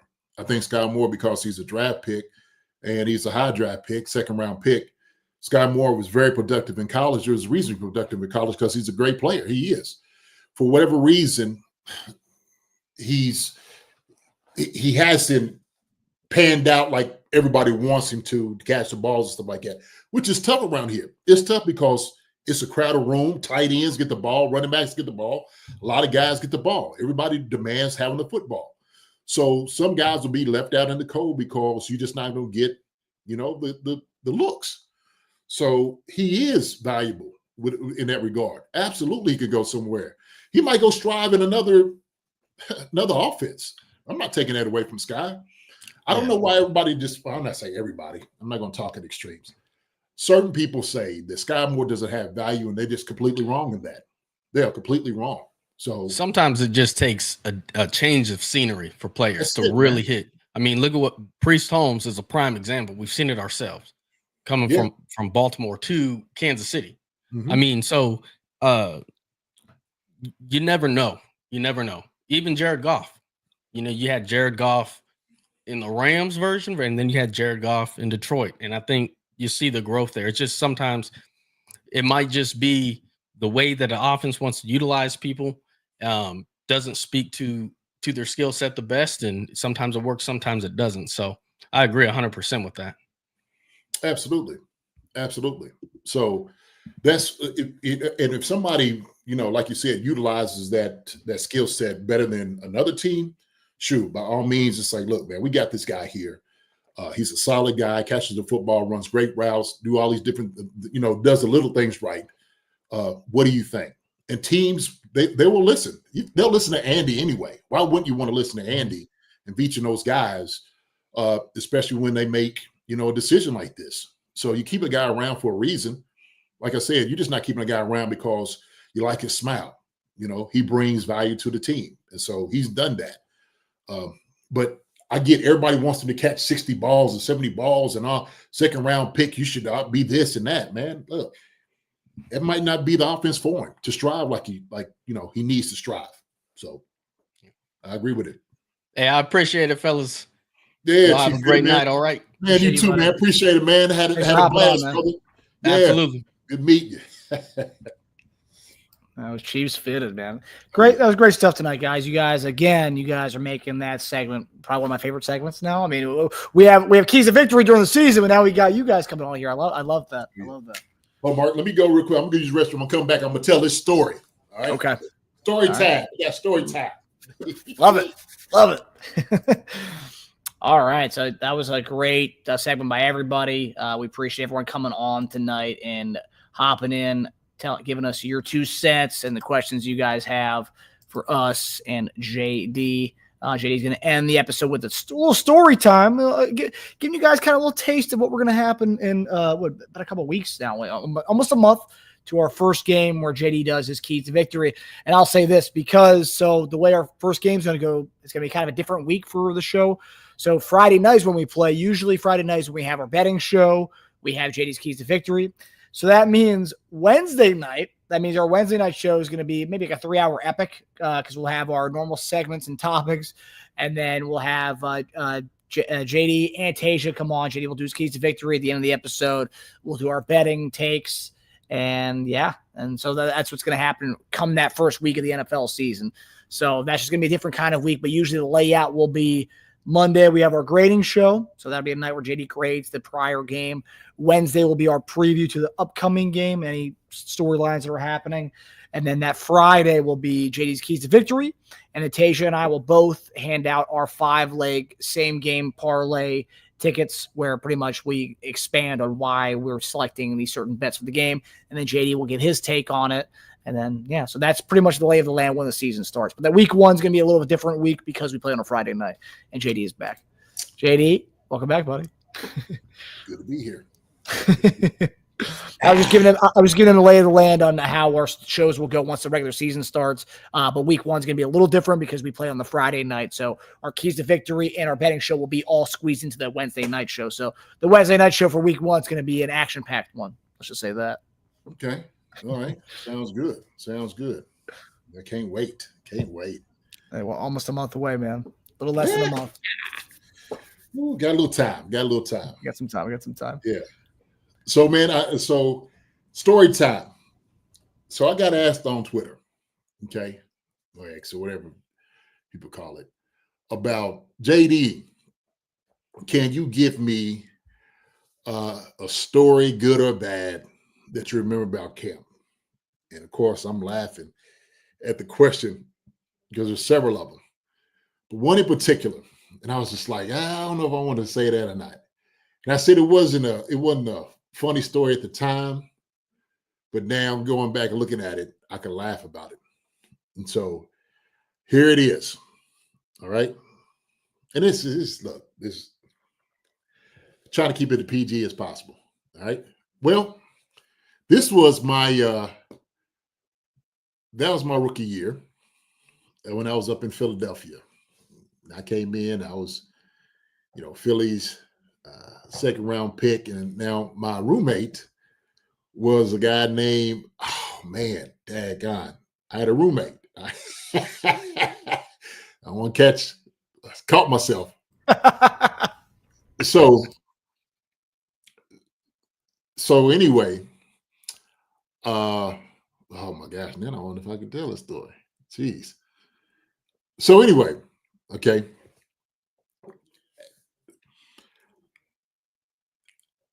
I come to the dorm, all right? Curfew's at 11 o'clock. 11 o'clock is lights out, coaches come, check you out, make sure everything is all right. Well, I had decided to sneak somebody in the room. Okay. And of course, I'm, meet the person. Hey, what's going on? Comes up. Well, long story short, before anything happens, I'm sitting over there and I get a knock on the door. Boom, boom, boom, boom, boom. And I'm like, oh, shoot. Like, this is at the curfew. I'm just like, hey, who's knocking on the door then? So I'm just telling her, like, hide, right? And so it was funny because I had the bed, so I made it to make it seem like the bed was longer. And I had to hide in between the bed and the wall. All right. Okay, this is old JD. All right, this is a long time ago. All right. I've grown up immensely back then. And so I had like the sheet going to the wall. Well, I go up, boom, boom, boom, boom, boom. So I'm like, who is it? And it says, Ray, it's Ray Bob. I'm like, oh shit, it's Ray Rhodes, right? As we call him Ray Rhodes, Ray Bob. I'm like, oh, dad, God. So I go to the door, I come to the door, I'm like, oh, like I'm asleep, I'm like, Ray, what's up? He's like, JD, look, I know better.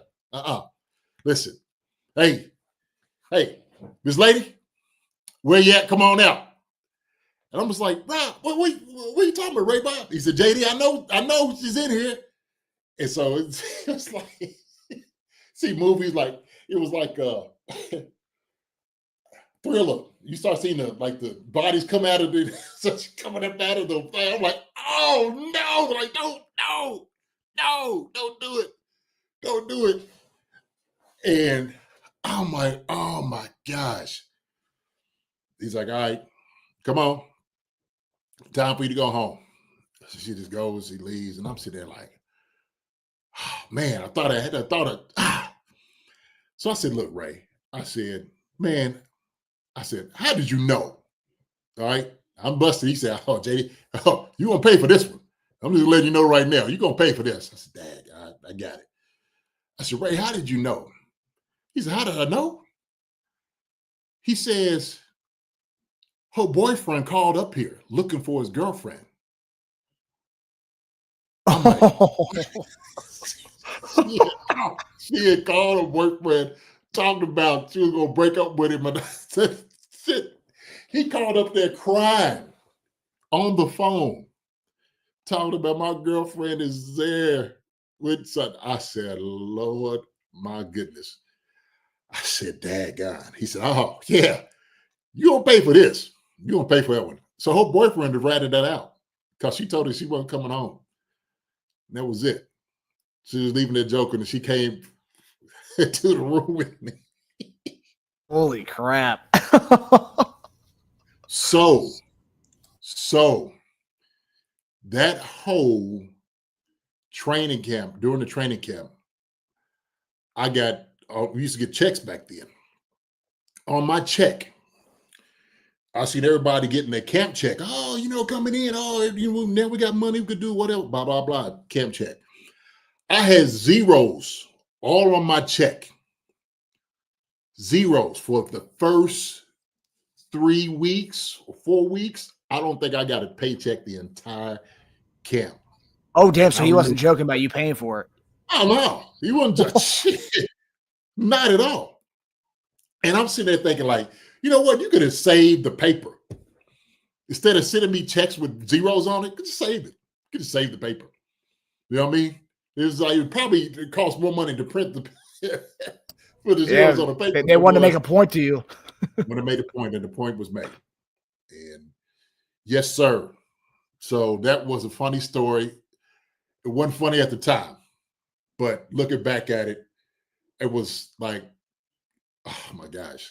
It was like one of those things is just craziness, stupid rookie. That's what it was. Stupid rookie. So I told you about this, baby. A long time ago. I'm fresh out of college. This is out of college. This is rookie. This is rookie year or sophomore year? Rookie year. This is rookie year. Wow. Yeah. Rookie year. You're bending the rules right out of the gate, huh? Hey, man, it only takes one time to learn. Only take one time. Learn my lesson. I was like, I got it. Did you ever hear stories like later on in your career, like some of the younger guys like talking about doing that? Like, nah, man, don't do that. You're gonna have to pay for it big time. You ever heard guys talk about it? Listen, I'm gonna say this, okay?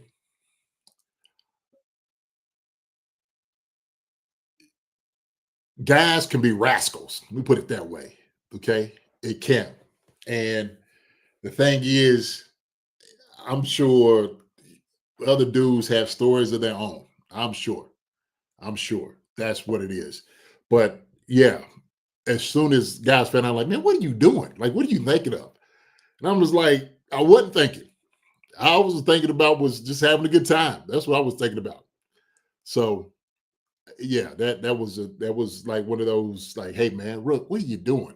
Right. So it was one of those times, man, that I look back on and I remember. I always wondered, like, yo, I wonder what happened to that, the girl. She still broke up with him and sent him out. But Ray said, man, she called up here crying. Like, the boyfriend was crying. He's crying on the phone. Like, can you get my girlfriend back? Like, she's leaving me. Like, outed by the ex, man. That's on Brown had a question. I was going to follow up. Did you ever talk to that woman again, or was that it? That was it. That was it. That was it.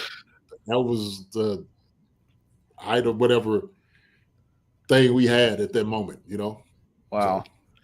So, that's a gold story, man. That's gold. Gold, crazy story. Rookies, stupid stuff. And I'll tell you what, man, you could probably go around the league of rookies doing stupid stuff all the time. This is just, just foolishness, right? As a man grows older, he gets wiser. Hopefully he gains more knowledge, and he doesn't do stuff like that anymore. So yeah, you're a young buck testing the limits a little bit. Everyone's been there. Right. You're just like, hey, man, maybe I can, get away with something. Yeah. Okay. JD, it's Ray Bob. And my heart sank. I'm like, oh my gosh. Like, man. I'm like, all right, hold on, Ray, here I come. I'm like, oh no, this can't, thought I was smooth. Yeah. So, yeah, man. Craziness. So Sue said she never heard this story, JD. I probably told her a long time ago, Idiot dude back then. So yeah. You're a young buck. That's a long time ago. That's a good story though. Love that. Yeah, good story. And I told the guy I probably couldn't tell her on Twitter. Here I am telling the world about something like this happening. So that's funny. So, live and you learn. You live and you learn. Live and you learn. So Deshaun Harris, he got to wait a couple hours after the room checks. I waited, I think, long enough. I'm like, oh, okay, the coast is clear. Everybody's done with the work. And it's, Deshaun, man, look, I knew how to do it. I waited. I gave it the time I thought was needed. I probably would have been fine. Probably none would have been the wiser if it weren't for the crime boyfriend. The crime boyfriend's the one that ratted me out because he wanted his girl back. She was leaving it. So poor guy. I don't think that worked out. No, unless she went back to the ex after that. Maybe Ray Rhodes save the relationship. Maybe he threw him an alley. Yeah, hey, shoot. That's funny. Oh yeah. Funny. All right, guys. Well, that does it for us on this rendition of Chief Concerns on this Wednesday night. We hope you guys enjoyed the show. We'll see you guys back on here Friday night for the post-game show of week 2 of preseason. JD, take us away, brother. Well, I appreciate you all coming out here. And I had to tell that little, funny story that, I tried in my infancy of wisdom trying to do, obviously, and whatnot. But the thing is, it's a funny story. Good times. I can laugh about it now, obviously, that many years later. But I was always a gentleman, put it that way. Always a gentleman. So with that being said, I want to thank all the guys that came out tonight, Will, Southern Cal, Optimistic James. But more so, I appreciate you all for the prayers for my family, for hope. And continue those prayers for our family. And, we thank you for each of them, okay? And your energy, whatever you want to say in this way. We're grateful for it all, okay? And like I said, we are very big believers in prayer, the power of it. And we understand it is in God's hands. He is in control. But, hey, we love you. I love each and every one of you all for that. So appreciate it. This game on Friday, we will see you after the end, after everything is over, talking about it a little bit more about what everything looks like. So this is going to be a good matchup for our team, especially for our defense to see what they are right now. But with that being said, man, I'm so glad you guys and gals came out to come and see us. And we thank you for all of it. Appreciate it so much. And with that being said, man, I'm going to say bye to the chat, everybody I've seen over here.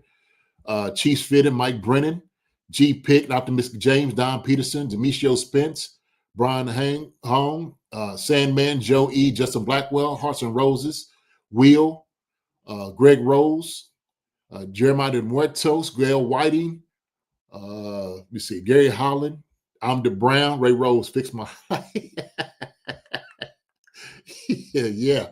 He got it straight. He did. Straighten me up. That's for daggone sure. Stanley Mooney, appreciate it. Linda Hunter, thank you so much. Let me see what else we got on here, man. Great times. Hannah, thank you so much for coming on. Chiefs Fitted for coming on, my brother. Thank you so much. Andre Chenault. Who else we got on here? Who is it? Oh, it's about time. Thank you so much. Jason Tarbox. There's a good number of people in here tonight, man. Thank y'all so much for coming in, showing up, talking to us, man. Had a really good conversation. And if y'all find it in yourself, you got some wind behind yourselves, come in at 1 a.m., Marcus, we talking? 1 a.m.? About 1 a.m., maybe 1:30. I mean, however that game ends, whatever time that's going to end. Okay. All right. Hang with us. The Barbershop, Stanley Mooney. Let me see who else we got on here. Hold on, my wife's going to be like, what are you? Lonnie Pyramid, my brother, appreciate you so much. Chief SoCal, thank you, sir. Sasha. The Barbershop, like I said before. Let me see. Pete V. I haven't heard that name before. Pono Kawhi. Thank you, Pono Kawhi. Pete V. Good to see you, man. Glad you're here at the channel. Come checking us out. You heard our guy, Will, man. He was telling y'all, man, this is the best Chiefs channel out here. Hey, listen, we are humbled by that. Thank you so much, Will, for saying those things. Nana Sherry, appreciate it.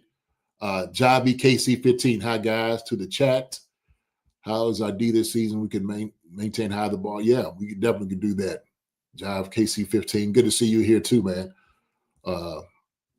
Scott Van Zell. Scott, I don't know what it took for you to get thrown out here, but you're always welcome over here, brother. All right. Doors always open, my guy. Doors always open. Let me see. Ricky Cooper. Thank you so much, Ricky, on that. Who else?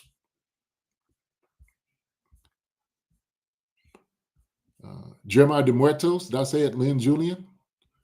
I think I did. If not, Chiefs from SoCal. Appreciate the contribution. I didn't see it earlier, man. Thank you, sir. You give a ring. Ding, ding, ding, ding, ding, ding, ding, ding, ding. There we go. For the bell. There we go. Good deal. Good business.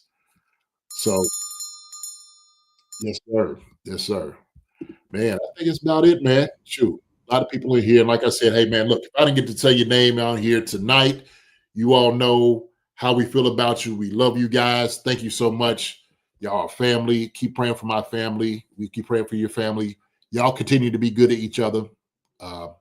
Hey, that's the best way to do it. Only way to do it.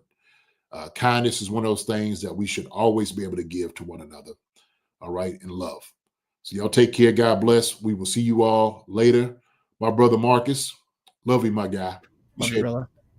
Love you, man. Love you guys too. Y'all take care. All right. We will see you all Friday evening. Friday night, everybody. Night. All right. Y'all take care. See everybody. Hi, everybody. Thanks for watching. Subscribe here to get the latest from the show. Also, be sure to check out the best clips from Chief Concerns. And if you prefer to listen to the show, subscribe and follow us on Apple Podcasts, Spotify, and anywhere else you get your podcasts.